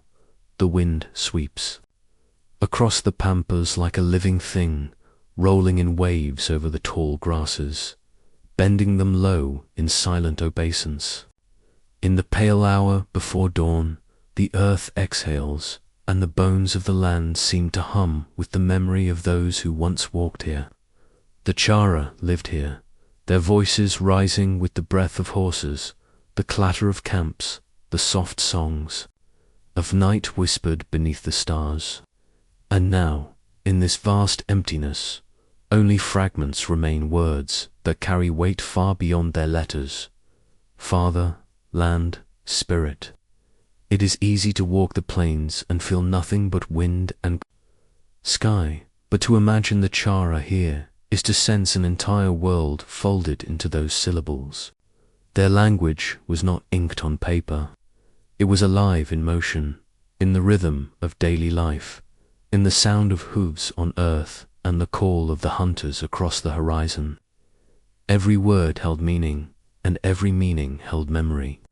Yet the centuries have been cruel. The arrival of strangers, the imposition of foreign rule, the ruthless scattering of villages, these acts tore not only lives, but also the very words that bound those lives together. The surviving notes, penned by colonial observers, are scarce and halting, as if the language itself resisted being captured. Father, the word evokes not only a parent, but the weight of lineage, the unseen threads that connect generations across the endless horizon. Land, it is not mere soil or pasture, it is pulse, history, covenant, the essence of belonging that the Chara knew in every step, every hunt, every ceremony performed in the shadow of the morning sun. Spirit, a breath, a ghost, an unseen companion in the quiet moments of reflection and prayer, linking the living to what was sacred and eternal. It is in these fragments that the haunting begins. For what is lost cannot be entirely imagined, and yet the silence itself becomes a voice. One can close their eyes on the pampas and picture the hunters moving like shadows across the grasses, the firelight flickering against taut hides, the whispered lessons of elders, the lullabies that cradle children to sleep. And though no recording remains, no songbook or scroll survives. The cadence of life persists in the air, a rhythm broken, yet remembered. The colonial record speaks of massacres, of forced relocation, of people scattered to the winds. The land itself bears witness, bearing traces of forgotten villages and camps. The slow erosion of structures, the faint depressions in soil where hearths once glowed. Language, intimately tied to place, suffered alongside the people. The words that remained were stripped of context, reduced to echoes in foreign tongues, recorded as curiosities rather than the lifeblood they once were. And yet, even in their scarcity, these words pulse with resonance. They call us to consider presence in absence, to feel history in what is not there as much as in what survives. Father, the syllable reverberates against the mind like a drumbeat across an empty plain. Land, it stretches wide, indefinite, yet heavy with roots unseen. Spirit, it hovers, ungraspable, yet intimate, like a whisper brushing the nape of the neck in a still room. Each word is a fragment, a vessel of meaning almost beyond comprehension, carrying the weight of a people whose essence can no longer be fully traced. The night on the pampas is immense and unbroken. Stars gleam in distant constellations, reflecting cold light on rivers that have never known human absence. It is here, under these heavens, that the Chara would have walked, hunted, sung, and spoken, their words tethered to the land in ways we can scarcely imagine. The horizon curves infinitely, and the wind carries whispers, the faintest vibration of what once was. The plains are silent, yet charged with memory. To walk here is to walk amid ghosts, to feel the pull of a presence that defies erasure, to know that language like blood in veins cannot be fully destroyed, even when spoken no longer. Historians struggle to capture this essence, to reconstruct grammar, to assign syntax, to restore songs. Yet these efforts, however meticulous, can only hint at what has vanished. They catalogue what remains, but the true heart of the language, the cadence, the emotion, the intimate interplay between speaker and listener remains forever inaccessible. The Chara tongue was not a system of signs alone. It was a living architecture of thought, memory, and experience. To lose it is not merely to lose words, but to lose a lens through which the world was understood. A method of feeling the earth, the sky, and one another. And still, the fragments linger. Like embers glowing in ash, they call across centuries. They remind us that even in extinction, there is presence. To say, Father, today, is to touch an unbroken lineage of care and protection. To whisper land is to sense a covenant older than ourselves. To breathe spirit is to encounter a dimension of the sacred in which humans and nature, past and present, mingle in unseen continuity. These words, stripped of their full syntax and song, carry a weight that resonates precisely because so much is missing. The absence amplifies their echo. It is a solitary experience, standing upon the pampas in the stillness of dawn. The wind moves through hair and clothing, through the bones of long-dead horses and the skeletal remains of old encampments, stirring a rhythm that was once spoken in laughter, in grief, in prayer. One can almost hear the syllables form themselves from the dust, lifting briefly before dissolving back into the air. Father, land, spirit. The words are suspended, a meditation, a caution, a testament. Perhaps language never entirely vanishes. Perhaps it survives in the memory of land, in the cadence of wind, in the untranslatable resonance of human longing. The Chara's voice is fragmented, yet it endures in these subtle ways. carried across the plains like seeds on the breeze, touching those willing to feel what remains. To witness this is to recognize that loss does not equal silence, and that absence can still speak. The plains stretch unbroken, endless under the sky's awakening light. The mists retreat to reveal grasses bent and swaying, the faint tracks of animals, and the shimmering river lines that cut across the horizon. In this immense space, the legacy of the Chara hovers like a presence just out of reach. We cannot reconstruct their full language, their complete thought, or the melody of their songs. Yet, in these few surviving words, in the cadence imagined, across the empty plains, we feel the pulse of a people, the residue of a culture, the shadow of memory that refuses to vanish entirely. And so, as the wind whispers across horse bones and frost-bitten grass, we hold these fragments close. Father, land, spirit, they are not words alone, but vessels of history, vessels of connection, vessels of a human presence that endures despite erasure. To stand beneath the vast Argentine sky is to recognize the depth of their absence, yet also the fragile, undeniable persistence of being. Even in extinction, even in silence, something speaks. And if we listen closely, the Chara continue to murmur across time, across plains, across the whispering wind, reminding us that to fail to listen is to fail entirely, and that even a syllable can carry the weight of a legacy. The sun rises slowly, spilling gold across the horizon, brushing the grass with light that seems almost sacramental. And in that light, the wind still hums, the plain still breathes, and the words linger teeny sparks in the vast emptiness, glimmering, faintly, eternally. Father, land, spirit. A chill lingers in the high valleys of Armenia as twilight stretches its fingers over stone and cedar, brushing the spires of monasteries with the last sighs of day. The wind carries a scent of rain-soaked earth and burning tallow, curling through the cloisters like a quiet memory of voices long stilled.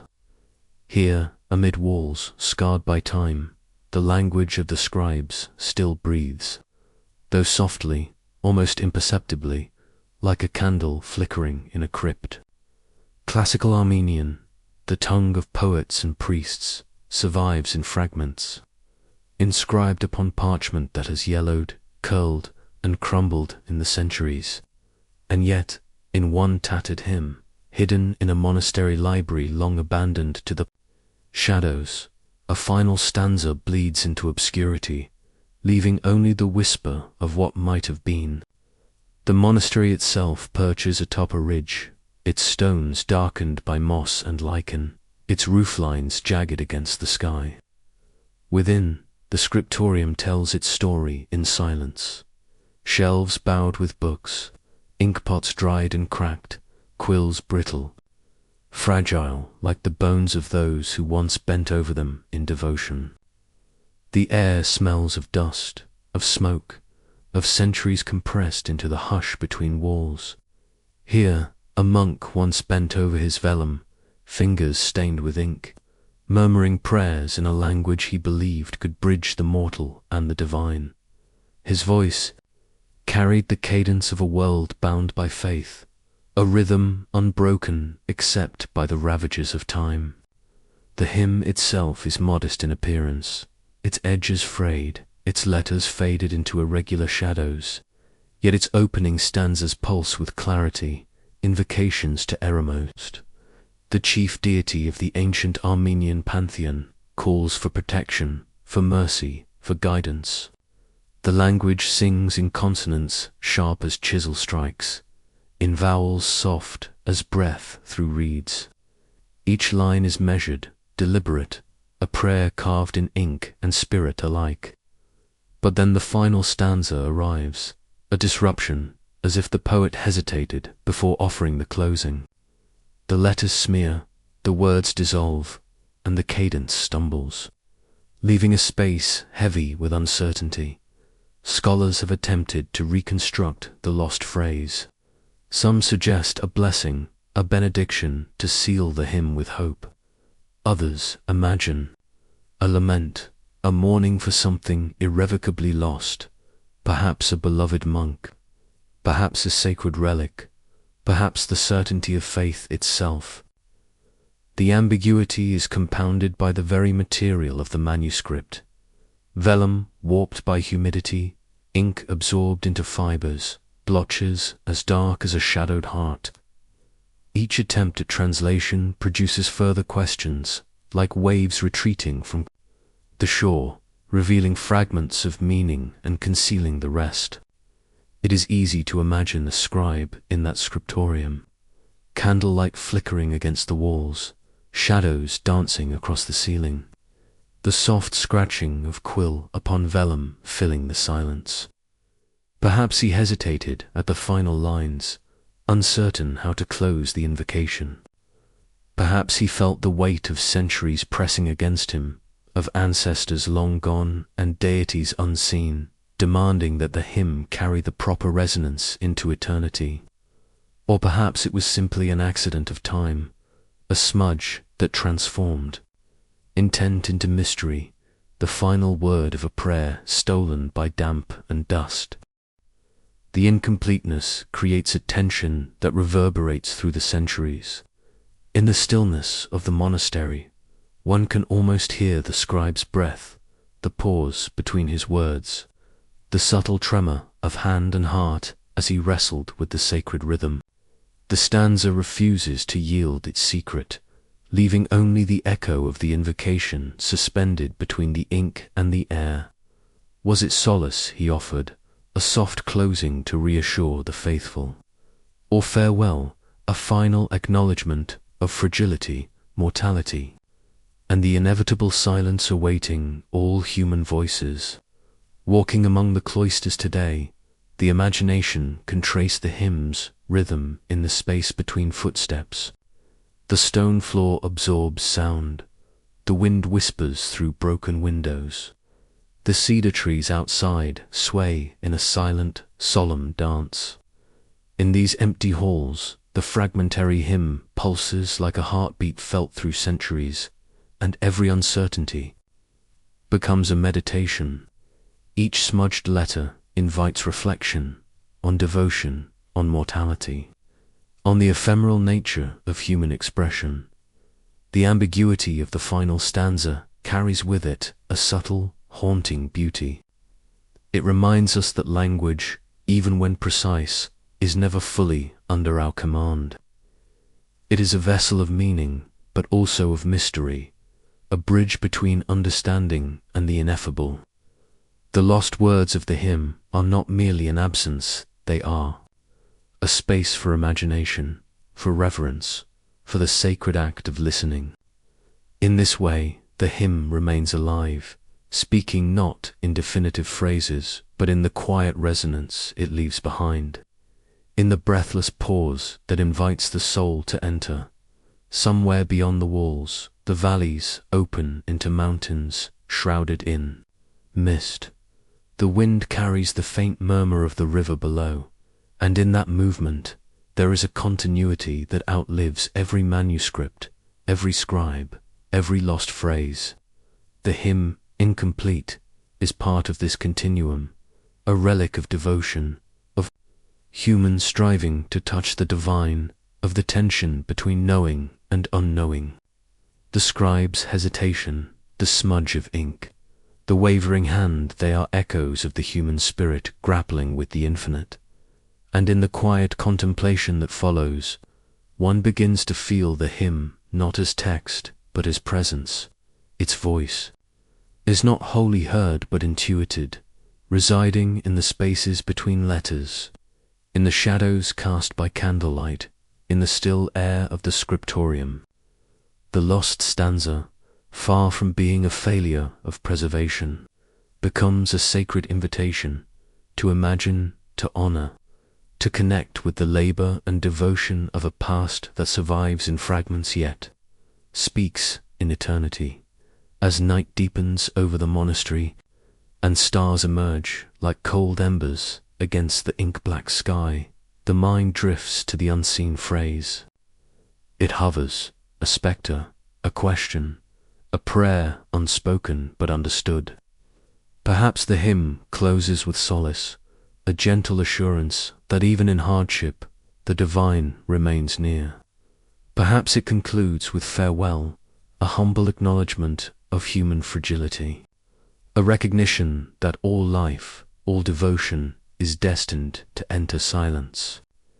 Either way, the uncertainty itself becomes part of the sacred rhythm, a testament to faith's endurance beyond comprehension. The air smells of cedar, damp stone, and the faint trace of incense burned long ago. Shadows of pillars stretch across the floor, as if reaching toward the horizon where mountains meet the night. The monastery is empty, yet filled with presence, the ghost of the scribe.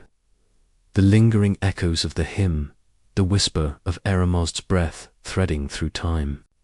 And in this stillness, the mind lingers on the unsolved stanza, letting it settle, letting it breathe, allowing the sacred mystery to unfold in its own rhythm.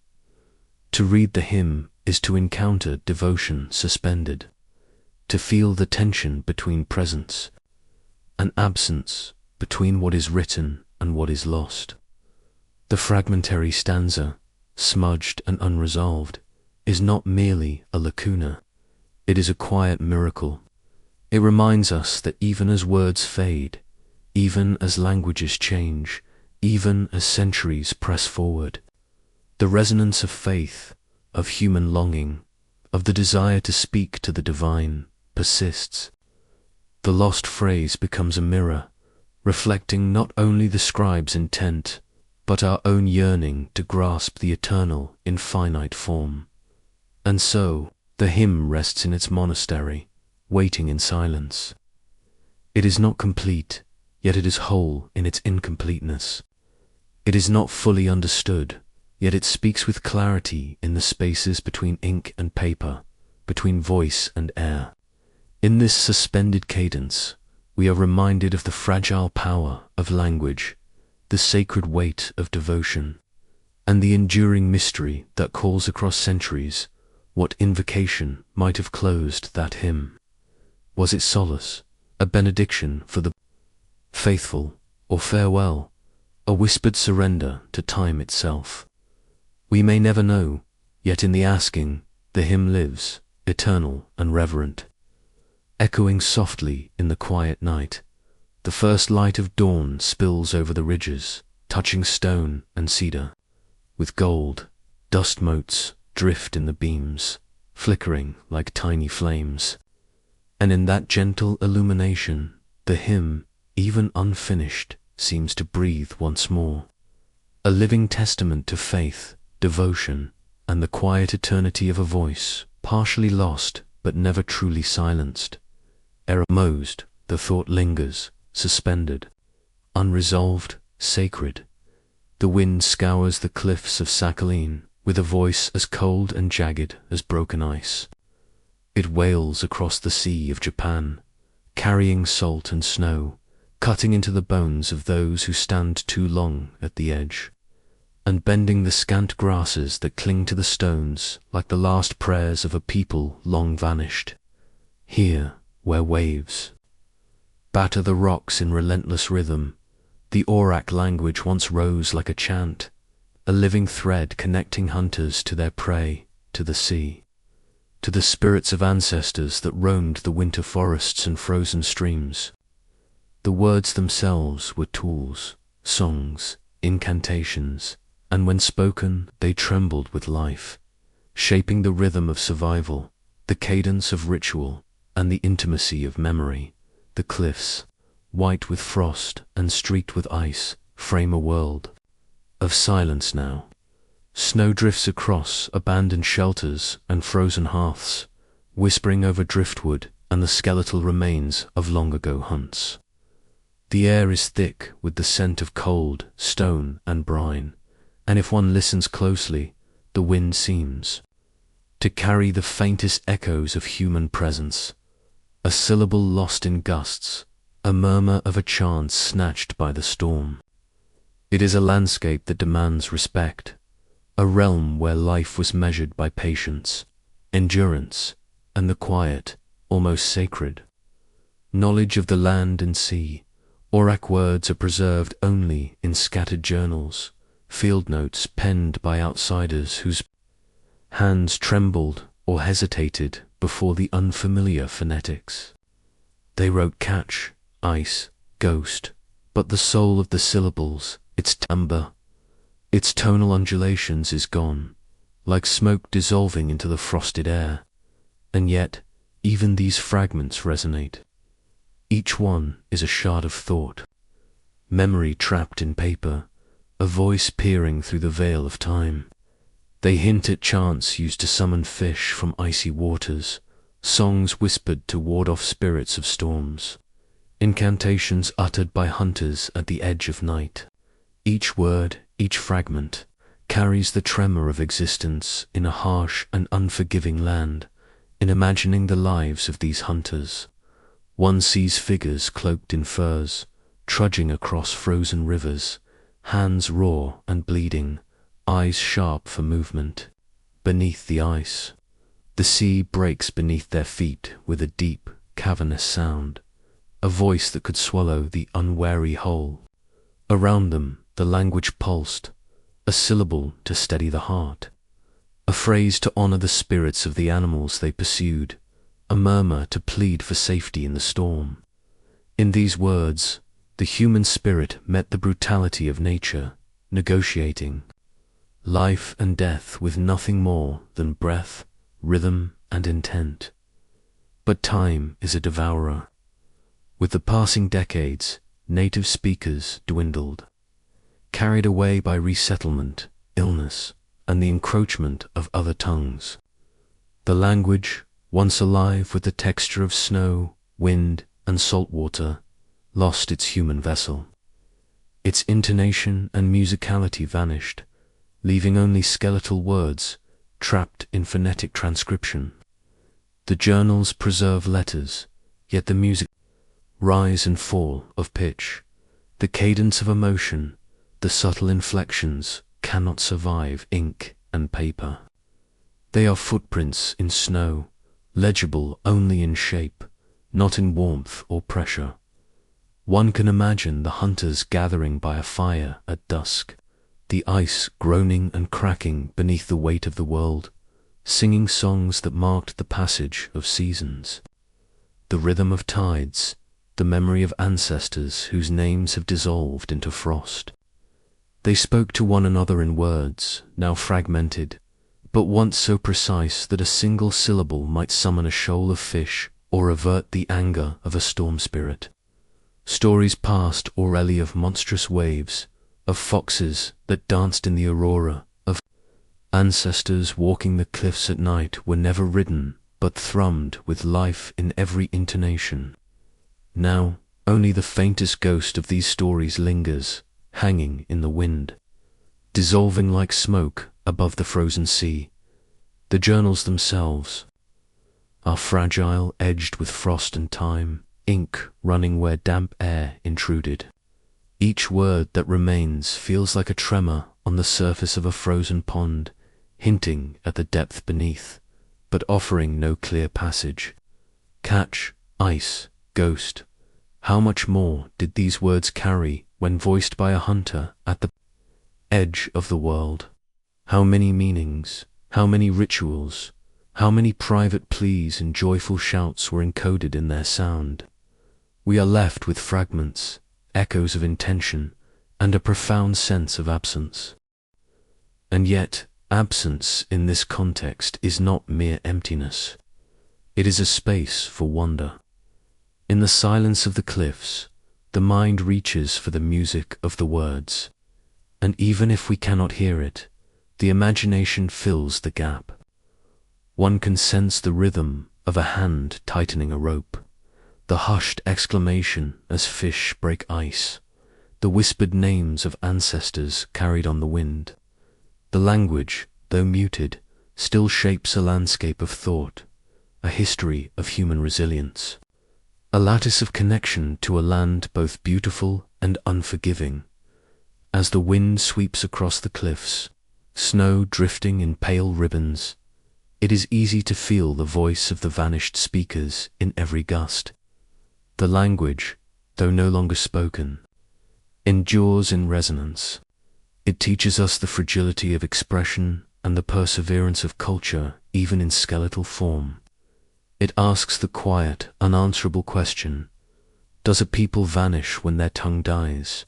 Or do they persist in breath, in story, in the rhythm of land and sea?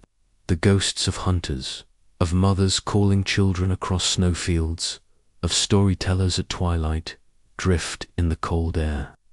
Their syllables are invisible threads, stitching together the land, the sea, the ice, and the human heart. And even as the phonetic traces crumble in journals, even as the words resist modern understanding, their presence is felt. The language is not gone. It has become memory in motion, echoing across cliffs and waves, returning in dreams of ice and shadow, of firelight and frozen hearths. We walk along the cliffs, imagining the weight of winter pressing down, imagining the hunters tracing paths we cannot follow, imagining the songs that rise from frozen mouths. The meaning is partial, yet in partiality there is a sacred resonance. Every word preserved is a candle guttering in a storm, fragile, flickering, yet defiant, refusing to vanish entirely. Each fragment carries the pulse of human life, the intimacy of survival, the delicate bridge between the living and the vanished dot in the hush of the cliffs. In the hollow echo of the sea against stone, the auric words linger. They hover in the gusts, in the frost, in the shifting snow, trembling like footprints in a blizzard.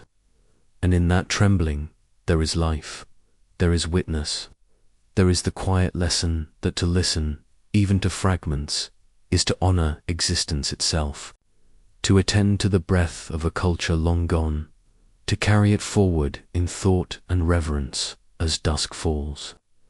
The sky painted in bruised purples and steel grey, the sea calms for a fleeting moment as if listening. The cliffs are silent but alive, holding memory in their ridges, their cracks, their frozen grass. The language of hunters, of mothers, of storytellers, though untethered from human voices, remains suspended in the landscape, in the snow, in the wind. It has not vanished entirely. It has transformed, becoming something both eternal and elusive. Culture, alive in whisper, in dream, in imagination, and so we leave the cliffs with a question curling in the cold air. Do words vanish when a people disappear? Or do they linger, drifting across ice and time, returning to us only in the hush, between gusts, only in the dreamlike echo of a tongue that once sang across the wind? In the snow, the sea, and the silence, the answer is suspended, delicate as frost on a cliff edge, fleeting yet unforgettable, and we carry it quietly with us, listening, remembering, and dreaming. A cold light creeps over the endless dunes of Central Asia, spilling across ridges of sand that shift with a sigh, whispering of journeys long ended and empires buried beneath the weight of time.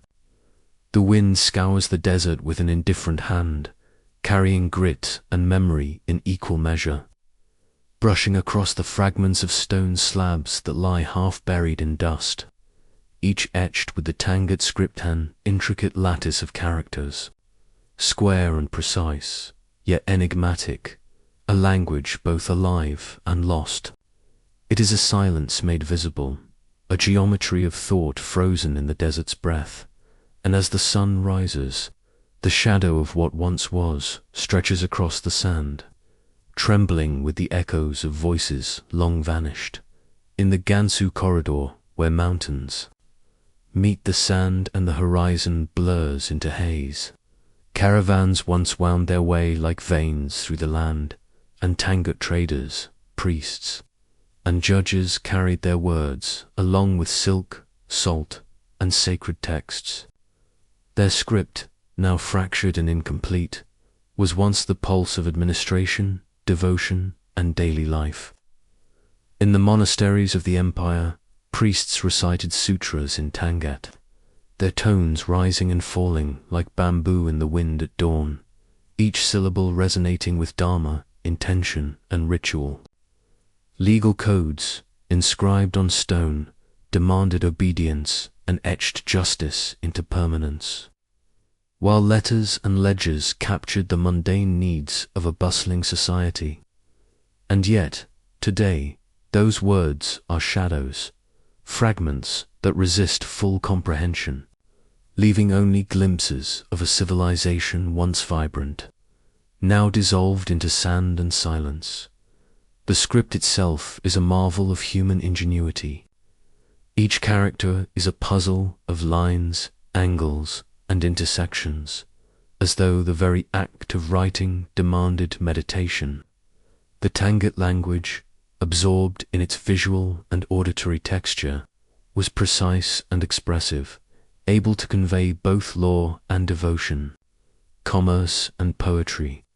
Yet we hold only the fragments, the shards scraped from stone, the charred remnants of libraries destroyed by war and conquest.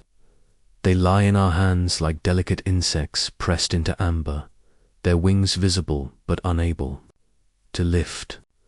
Scholars pore over these inscriptions, tracing the contours of squares and angles, comparing fragments across distant museums, seeking context, reconstructing syntax where only emptiness remains. In the temples, one imagines priests kneeling upon cold stone floors, fingers tracing the carved characters as they intone sutras. Candlelight flickers, casting long shadows on walls adorned with murals of deities and mandalas, each line of scripture carrying authority and solace. Outside, the desert stretches into infinity, and the wind whispers across the dunes like a chorus of the vanished. Legal disputes were resolved with the ink of this language, judgments written in Tangut for rulers who sat in carved halls. Yet the resonance of those words now is faint, like the echo of a bell struck once and forgotten. What dharma did they convey? What moral certainty, what divine counsel passed from pen to listener in those early mornings when the light of day revealed the endless horizon? Fragments speak to us in absence. A tablet might list grain allocations, another recount a ritual, offering a third issue a decree. Each fragment is a heartbeat, a note in a melody now incomplete, and in the gaps the imagination trembles. One can see judges consulting the law, priests chanting prayers, merchants tallying goods on ledgers, all bound by a script that demanded attention, reverence, understanding. But as time pressed forward, as wars tore through the empire and Mongol, riders swept across cities, the language's vitality was severed. Knowledge became dangerous, precious, then lost. Libraries burned, inscriptions crumbled, and the Tangut people were absorbed or scattered, leaving behind only these silent stone fragments, as if the desert itself had claimed their voices. Among the ruins, one can almost hear the rhythm of a vanished civilization, the measured breath of a scribe, the soft repetition of a chant, the metallic scrape of stylus on inks and stone. Yet these sounds are phantom, perceptible only through the imagination, for the language itself refuses full disclosure. We read, we guess, we reconstruct, yet the characters retain their stubborn opacity, as though each square and line was a talisman against forgetting, defying the centuries with quiet resilience. They are reminders that culture and memory are fragile, that human endeavor, no matter how meticulously recorded, can vanish with the sweep of time, leaving only tantalizing glimpses. One can envision the caravan paths now empty, the trade of silk, tea, and salt halted, leaving only wind-sculpted sand and stone slabs to mark the presence of those who lived, loved, worshipped, and adjudicated here. Tangut priests intoned sacred texts beneath carved ceilings, the resonance of their voices mingling with the desert wind. Merchants recorded debts and goods, their precise characters a ledger of survival. Farmers and townspeople once relied on these inscriptions for guidance, for the assurance that their actions had meaning in a vast, structured cosmos. And now, only the fragments endure. Tiny islands of civilization swallowed by silence. There is a peculiar intimacy in these ruins. Holding a shard of Tangut script, one feels the breadth of history, the pause of reflection between line and meaning, between symbol and sound. Each character is a frozen word, a pulse of thought that cannot speak fully but insists on being recognized.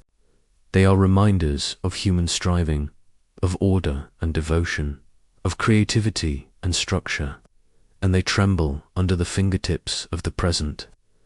The desert, relentless and impartial, preserves these fragments even as it buries others, allowing us to glimpse fleetingly the shape of a culture no longer alive, and yet, in absence, there is also presence.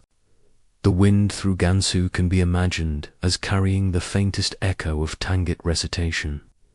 The spirit of Dharma, once intoned by monks in candlelit chambers, the cadence of judgments delivered in courts, the silent counting of grains and coins.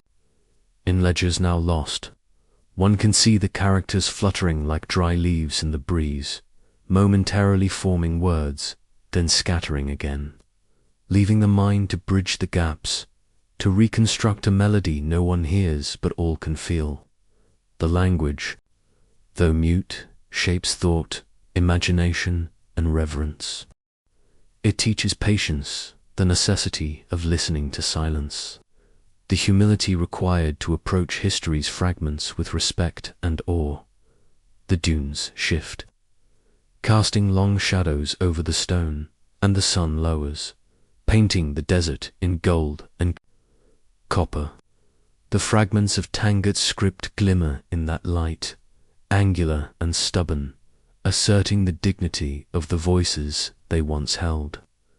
Though we cannot read them fully, though the Dharma they carried may be forever obscured, we perceive the pulse of an empire, a rhythm that survives in gesture and imagination. Each fragment is a meditation on impermanence, a record of thought made physical, and though the civilization has fallen, these stone inscriptions allow it to touch the present, to remind us of the fragility and resilience of human expression. As night descends, the desert hush deepens. Stars emerge above the dunes, mirrored in the blank spaces of fractured tablets, each a celestial echo of what once was written on earth. The Tangut language may no longer sing, yet its fragments hum with the ghost of intention. They remind us that the act of inscription is an act of defiance against time, a plea for remembrance. The wind carries them across dunes, over cliffs and canyons, and for a fleeting moment, one imagines the empire breathing again, priests chanting, judges pronouncing, merchants counting, lives interwoven in rhythm and care. In the end, the fragments remain silent, square, intricate, mysterious. They ask of us patience, imagination, reverence. We cannot recover their totality, cannot speak the words fully, cannot hear the Dharma as it was intoned. But in their fragments, in their resilience against the ravages of time, there is presence. The Tangut Empire whispers across centuries, teaching that even in loss, meaning persists, if only we choose to listen. And as the desert wind swirls over the dunes, the fragments tremble slightly, like raindrops on stone, echoing an empire fallen, yet not forgotten, suspended in the quiet eternity of dust, wind, and memory. The jungle exhales in mist and shadow, a living cathedral of green that folds upon itself with ancient patience. Vines descend like quiet chains. Moss clings to the trunks of trees as if to remember every season, and the air trembles with the soft, constant murmur of life unseen. In this dense tangle, where sunlight barely touches the forest floor, there once thrived voices no longer heard, a language called Tombanu, carried on the breath of elders, each word a thread in the fabric of family, of village, of existence. Now only fragments remain, inscribed faintly on brittle paper, recorded on reels of tape that hiss with age and memory, a ghost of a lullaby fading beneath the weight of time.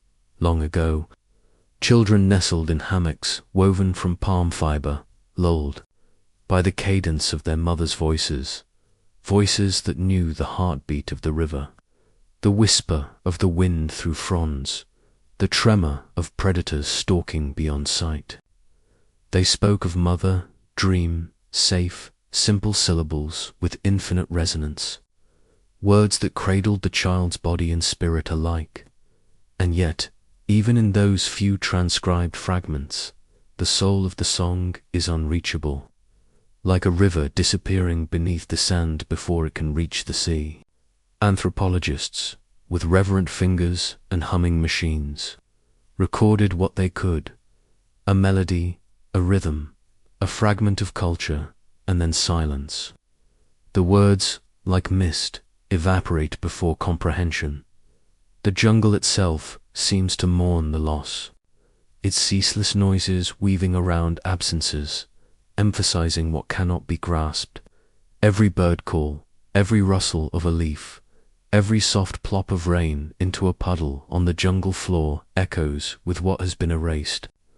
One imagines an elder leaning over a child's shoulder, a hand resting lightly on the small back, eyes half closed, humming a lullaby whose contours rise and fall like the forest itself, in the quiet spaces between syllables, in the pauses where the melody should unfold. We sense both a presence and a void, the ache of a culture that once spoke with intimacy and certainty now, dissolved into the green silence. The recording survives like a fragile relic, a tape in a forgotten archive, magnetic strands etched with sound that ages faster than memory itself. When played, it breathes faintly, the lullaby's pulse still audible, like the faint flutter of wings against a distant wall, almost there, but not fully present. The words mother, dream, safe resonate, but the rest is a blur, a hazy, half-remembered ritual of speech. Perhaps the child, nestled in the hammock, understood every syllable once. Perhaps the lullaby carried warnings, hopes, histories of ancestors, whispers of the forest's mysteries. Now only the ghost remains, a trembling echo dot in the villages that once thrived under the canopy. The language carried not only lullabies, but stories, laws, names, and prayers. Every word was a compass pointing to belonging, to survival, to the web of relationships that bound people together, and to the land itself. Tombanu was a map of the jungle, of rivers and ridges, of sacred trees and hidden springs, each phrase layered with meaning, each intonation a guide to life and death, to spirit and flesh. And yet, when the last speakers passed, the map dissolved, leaving the forest unchanged but the language absent, like a song whose notes have never been written down. It is impossible not to imagine the tenderness, the devotion embedded in the lullaby. The elder, voice soft as a caress, may have sung of ancestors who wandered the same trails, of hunts that fed the village, of spirits that watched the boundaries of the jungle at night. Perhaps the melody curved over the child's heartbeat, entwining protection with guidance, the invisible thread of care that passed through centuries. And yet, when the tape plays today, it is a trembling shadow of that intimacy, the skeletal outline of what once enveloped a child's world. One can almost feel the hand on the shoulder, the warmth of breath, the rustle of cloth, the hush of the forest, and then emptiness, a silence that swells with its own presence. The forest itself becomes a witness to this loss, the unbroken green canopy a vault for voices that once were. The trees, the roots, the vines they remember in their own way, perhaps. Rain pools in the hollows, carrying sediment and memory alike, each droplet a tiny archive of time. Insects hum a distant chorus, unaware that their song now overshadows a human language once alive here, a language that hummed in lullabies.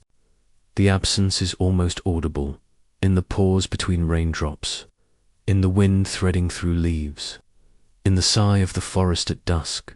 One can imagine the child who heard that lullaby, now grown, moving through the forest remembering only the shapes of sound, the rhythm, not the words.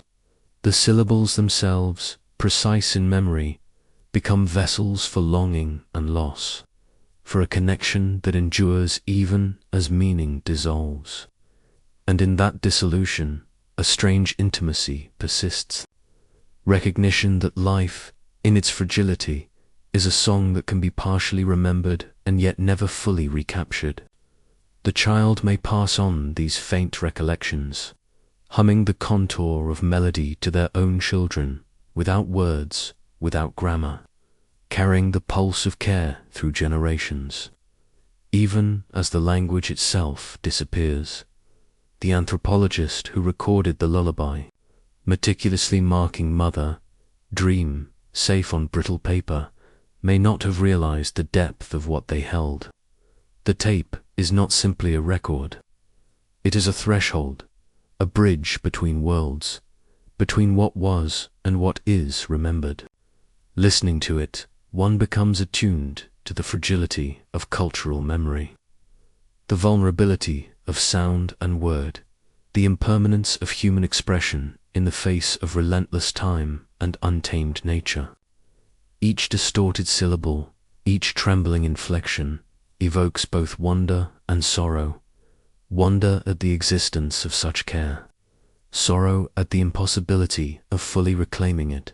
As dusk falls, shadows lengthen across the tangled undergrowth, and the jungle exhales again.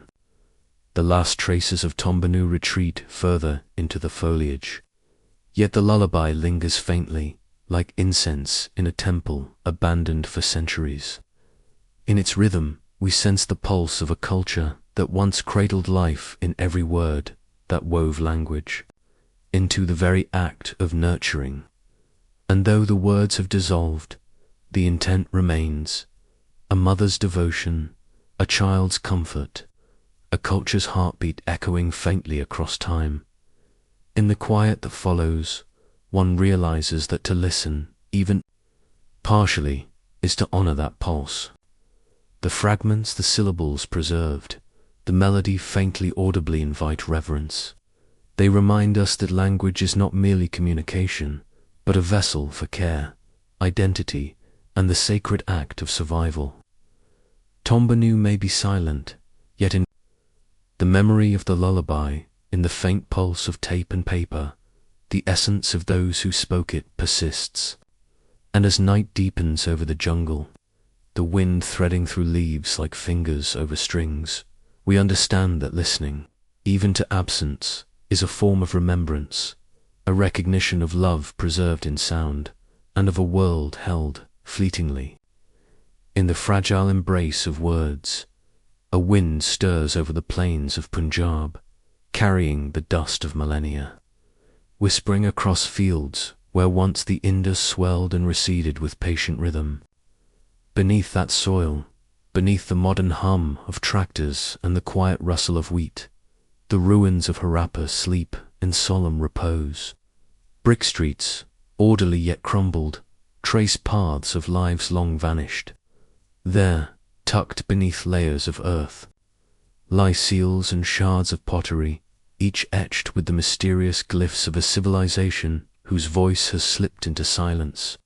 Fish, horn, triangle, and line converge in strange, deliberate patterns, their meaning a cipher that refuses to yield. They are more than mere marks.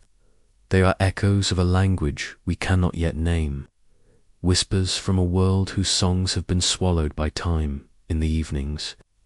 When the sun burns low and the horizon blurs with gold and ochre, one can almost imagine the life that hummed along these streets.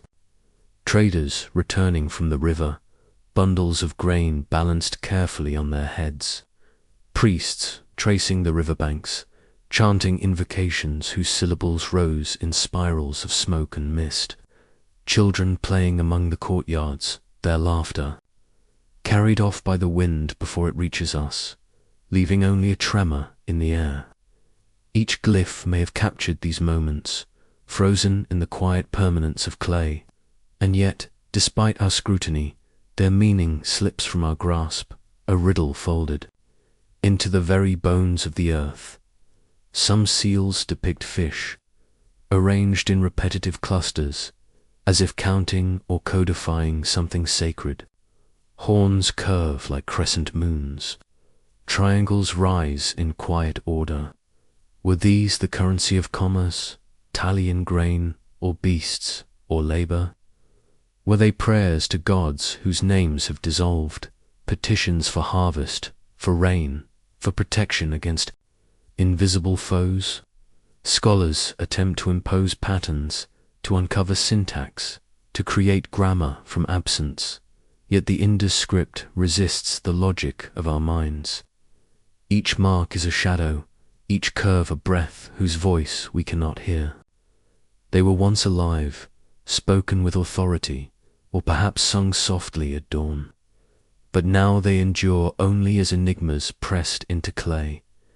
Imagine the hands that pressed these symbols into soft seals, fingers coated in wet mud or soot, nails chipped.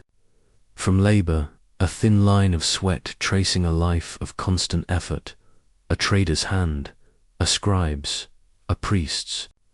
Did they chant the words aloud as they carved, or did they press the glyphs silently, a tactile liturgy of daily existence?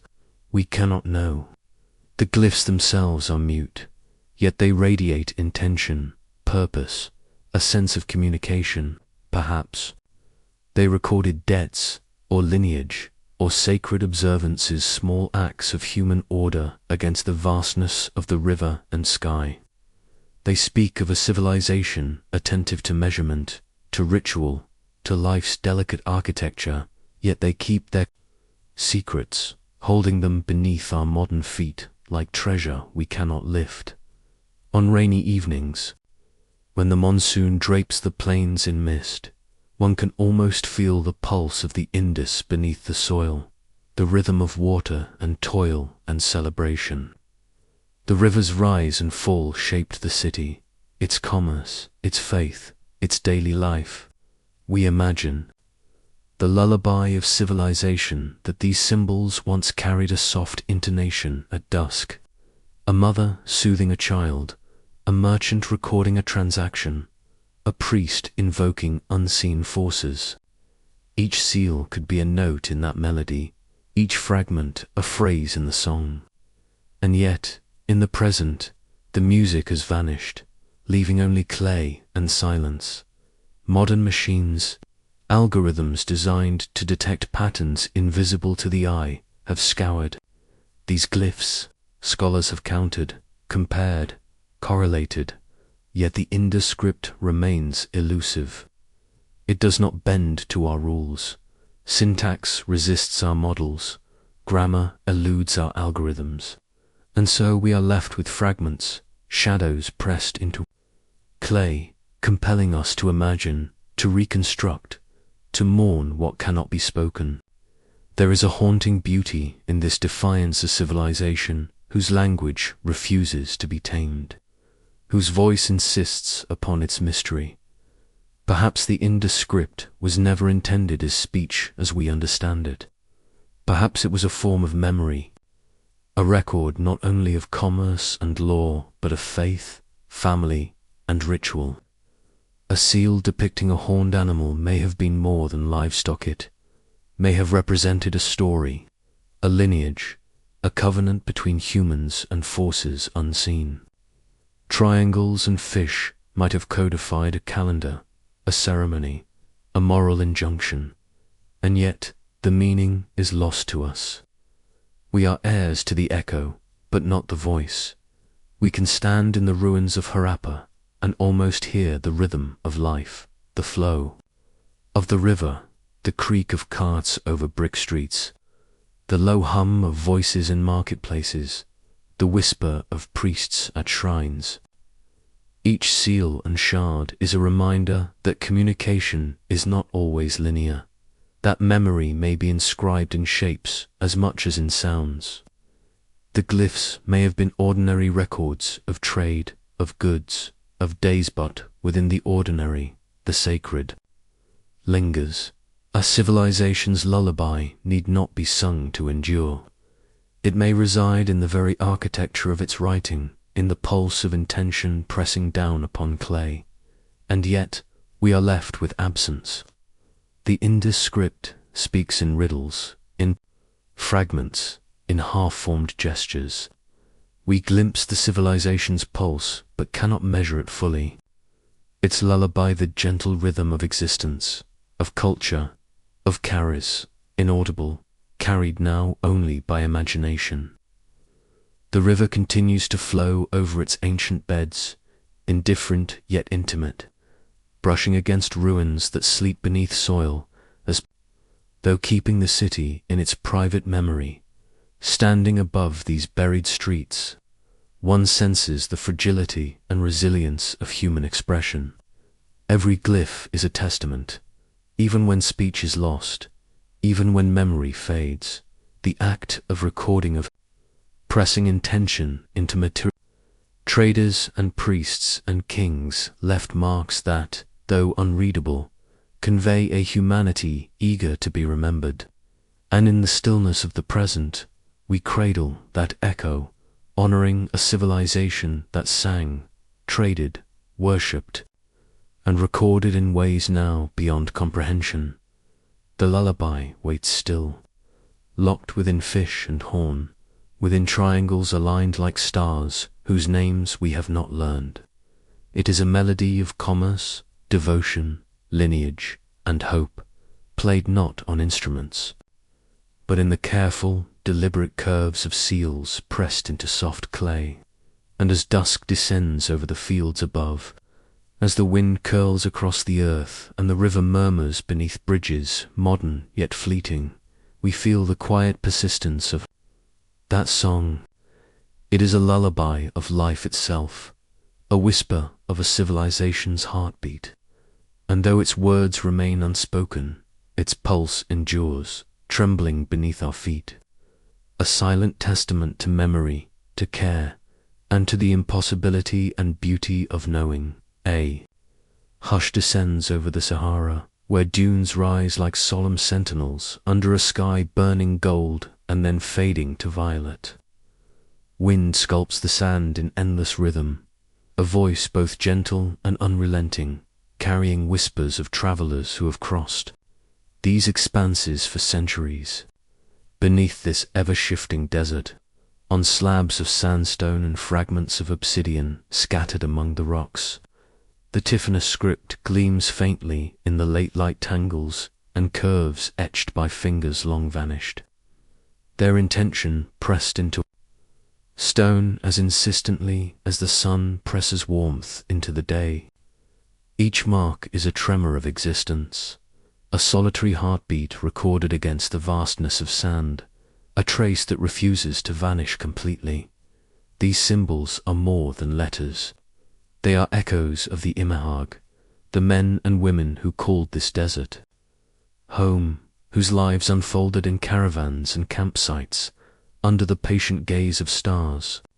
Names, prayers, warnings, earth, desert, immerhag, whispers carved into permanence. Some plead for protection as nomads journeyed between distant wells and barren passes. Others speak defiance. Men will come, but sand remains. Here, within these angular forms, the eternal patience of the desert meets human frailty, resilience folded into signs that survive windstorms, centuries, and the slow erasure of memory. Imagine the hands that traced these characters into rock. Weathered palms, sun-scorched and cracked, fingers trembling with fatigue yet precise with ritual. A mother marking the name of her child beside a well. A traveler etching a prayer before embarking on a treacherous journey across dunes that shift, like restless spirits.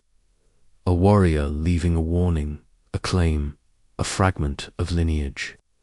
These marks are intimate, their creation a sacred act, a moment when human fragility touched something vast and eternal. The wind moves over them now, but the carvings hold still, each an imprint of a life, a voice resisting silence. Time has rendered many of these inscriptions illegible. Sand drifts, buries, and exhumes them, altering their clarity with every passing season. Travelers who tried to record them centuries ago captured fragments, but the living memory of pronunciation, of rhythm, of chant, has all but disappeared. We read these letters as shadows of their original intent, trying to discern whether a mark was a name, a prayer, or a defiant message to encroaching strangers. And yet, even in partial understanding, the script conveys endurance. Each fragment speaks of journeys made across inhospitable land, of nights spent beneath a tapestry of stars so immense it humbles the soul, of laughter, fear, grief, and the unyielding desire to be remembered. Some inscriptions are pleas to unseen. Powers protect us, they may say, though the exact cadence of their voice is lost. Others carry defiance as a quiet hymn. The sand itself is the witness, the only entity to endure beyond human mortality. What songs were once spoken while these letters were carved? Did caravans sing them to keep rhythm with the march across the dunes? Did children whisper them beside firelight as elders hummed the dunes to sleep? The answers slip through our fingers like fine grains of sand. Yet the impression remains, a lullaby woven into rock, eternal, patient, resolute. The desert is both witness and accomplice. Its storms both eraser and amplifier. A sandstorm rises, blurring the contours of letters, masking their intent. Yet in the morning sun the carvings reappear, subtly transformed, as if the desert itself is participating in their story. There is an intimacy in this interplay, a dialogue between human memory and the earth. The immerhag may have known this, trusted it, and found solace in it, that though time and wind might obscure the markings, the desert itself would carry their intention, their endurance, their quiet. Sacred songs. Folk memory, too, reshaped these signs over generations. Travelers tried to interpret them. Traders and scholars recorded what they could, but the meanings drifted, shifted, and sometimes fractured. A prayer recorded in a journal centuries ago might misalign with the original melody or rhythm of its words. Names might alter slightly as they passed through different tongues, and yet these fragments carry a pulse of continuity. The desert, the wind, the rocks, the Tifana, letters themselves insist that even in partial understanding, memory persists. We can envision the life behind a single inscription. A nomad kneels beside a well, carving a symbol to invoke protection for the next leg of a journey. Each line pressed into rock is a prayer and a marker of presence, a claim that the traveler existed, that their fears and hopes mattered. The act is at once ephemeral and eternal. The hand that carves will fade, the person may vanish, yet the rock endures, and with it a pulse of human life. Perhaps the desert god, whichever unseen spirit governed sand and wind, hears these whispers. Perhaps not. Either way, the act of carving binds human hope to eternity, a fragile but unyielding tether, and in this persistence there is beauty. The script does not offer full clarity, and yet it does not need to. Its gaps, its erasures, its weathering all become part of the story. Each fragment is a meditation on survival, on the quiet dignity of those who walked this land, on a culture attuned to impermanence, yet unwilling to surrender completely to it. The carvings are a nomad's lullaby, merely a song of sleep, but a song of endurance, of return, of memory, of defiance. Even when voices vanish, the intent echoes, resonating faintly in the rhythm of wind against stone. As dusk falls over the Sahara, the horizon dissolves into muted reds and purples, and the dunes become solemn silhouettes. The wind whispers, soft and mournful, weaving around every Tefina letter, coaxing its story into perception.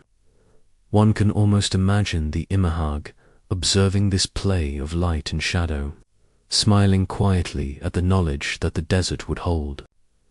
Their message, that the earth itself was complicit in memory, names, prayers, appeals, defiance, they endure in fragments, in resonance. In the luminous outline of letters etched into rock, standing among these ruins, we sense the intimacy of lost voices. We understand, in fragments and shadows, the pulse of a people, the cadence of their journeys, the heartbeat of their desert. Tefina is not merely a script. It is a testimony of resilience, a monument to the quiet defiance of life pressed against the inevitable erasure of time. The letters shimmer faintly, like embers beneath ash, awaiting discovery, recognition, understanding, or simply the quiet reverence of those who pause to notice, beneath the vast sky, beneath the patient sweep of sand, beneath the endless watch of the desert. And so we leave the dunes in silence, carrying fragments of memory like grains of sand in our hands, aware that the lullaby of the desert, the exile's prayer, the nomad's endurance, the whispered hope for return lingers still. It is a song that asks not for comprehension, but for witness. In the Tifana letters, pressed into rock, carried by wind, and preserved across centuries, we hear a voice that will not be silenced entirely, a sacred, enduring murmur of life against the infinite, relentless desert. A fog drifts along the jagged cliffs of Brittany, curling around wind-whipped gorse, and the jagged bones of rock jutting into a restless sea. The waves crash below in relentless cadence, a rhythm older than memory, older than the granite monasteries perched atop these heights. In that misted twilight, where the air tastes of brine and ancient moss, the voice of old Breton linked, halting as if carried across centuries by the wind itself. It is in this suspended hour, between the dark of night and the dimming light, that we sense the story, a tale of love, transgression, and transformation, whispered in a language nearly petrified alongside the stones of its telling. Their spires piercing the grey sky like solemn fingers, once echoed with chants and prayers, their walls absorbing syllables no longer uttered. Outside, in the peasant villages, clinging to the cliffs, old Breton murmured in kitchens, fields, and hearths. It was a language shaped by the brine of the Atlantic, by rain that bit through woolen cloaks, by the rhythmic swing of scythes and the muted cries of children learning the words their elders spoke. Among these echoes, a fragment survives, a folktale, imperfectly preserved, about a woman whose heart was both her salvation and her undoing, whose love defied what was permitted, and whose fate was sealed in stone. Canis vor, avo, the scribes wrote, letters trembling on the page, vowels curling like smoke. The meaning has frayed across centuries. Scholars hazard translations, beauty of apples, yet even this is tentative, like grasping at the mist with bare hands. Was it a blessing whispered over a forbidden union, or a curse invoked to punish transgression? The tale itself seems, aware of its incompleteness, quivering in imperfect rhyme, its cadence fractured, the voice wavering as if in fear of being understood too fully. And yet, in those few surviving lines, the heart of the story pulses with a strange vitality. The woman in the tale, as the legend murmurs, loved beyond the bounds of her world. Perhaps she adored a man of forbidden lineage, a suitor claimed by another, or one whose name was forbidden even to whisper. The villagers' stories differ, each retelling adding a layer of fog, a subtle twist of sorrow or ire. Her longing was said to have been so profound that it carved itself into her flesh and bone, into the very air she breathed. The granite cliffs and cobbled paths became silent witnesses to a passion that dared the rigid norms of Breton life. And the old magic, the language of stones and tides, heard her heart's desire and answered in a way both merciful and cruel. Some say she was turned to stone beneath a gnarled apple tree, its fruit blushing in impossible hues, a witness to both. Her desire and her punishment, the branches arched over her like hands, eternal, unyielding, shading her from the sun and moon alike. There she stands, still today, in legend if not in flesher, figure of sorrow, longing, and awe, her gaze fixed upon the horizon, perhaps toward a love lost to time and tide. Passers-by whispered that her hair flows like kelp in the wind, her eyes glint like wet stone, catching the last light of dusk. In the breath of the cliffs, in the echo of waves, her story breathes, though the language that bore it has mostly vanished. The language itself carries its own weight of sorrow. Old Breton, with its archaic vowels, twisted consonants, and mutated forms, is itself a petrified melody. Words curl around one another like roots seeking hold in rock. Consonants clash and melt into each other, leaving a rhythm that scholars and storytellers struggle to reproduce. When spoken aloud, it is not merely communication, but invocation, a calling of what once was and what might linger in memory. To hear the lines of the folktale in their original tongue is to sense breath slowing into stone, to feel the air stiffen with unspoken grief and longing.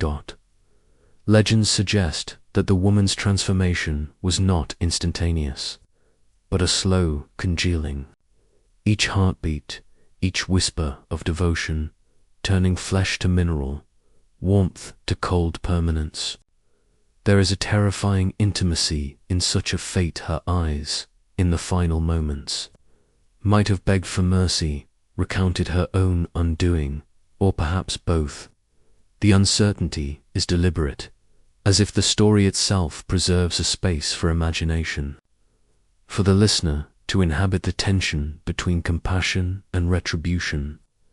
It is in that hesitation, in that gap between words, that the tale resonates most.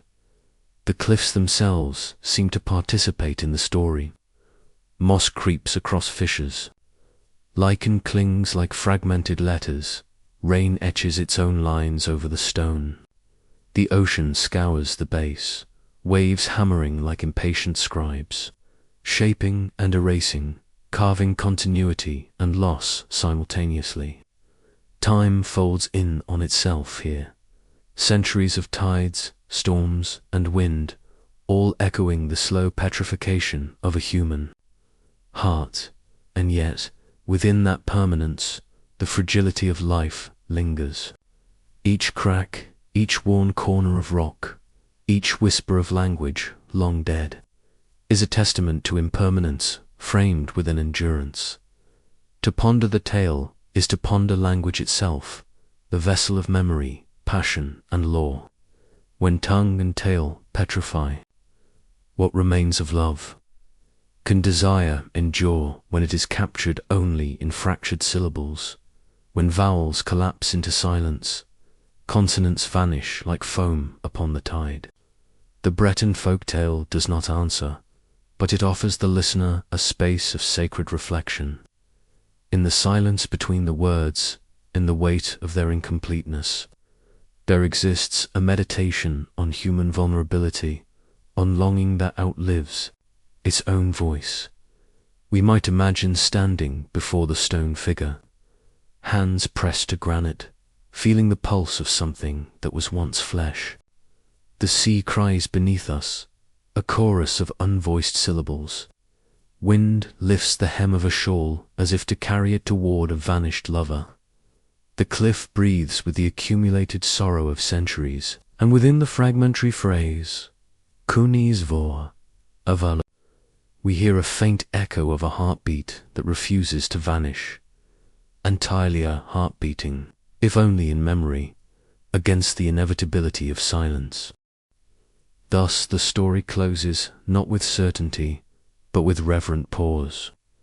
The woman's fate, the meaning of her words, the depth of her love, these remain partially veiled, fragments in a language nearly gone. Yet the fragility itself becomes sacred.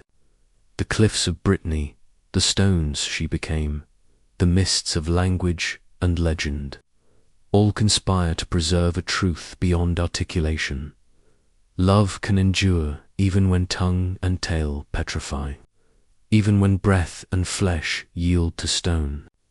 In that endurance, in that suspended, quivering whisper of history, we recognize a pulse older than ourselves, as eternal and intimate as the wind threading through gorse, as resolute as the granite against the relentless sea. And so we leave the cliffs, carrying with us the weight of memory and the echo of a love crystallized in legend.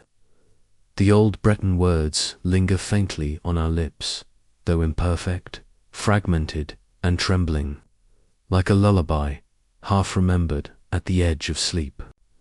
In their incompleteness lies their power, a testament to longing, defiance, and the fragile, enduring beauty of the human heart caught between the relentless forces of desire and the eternal, patient stone.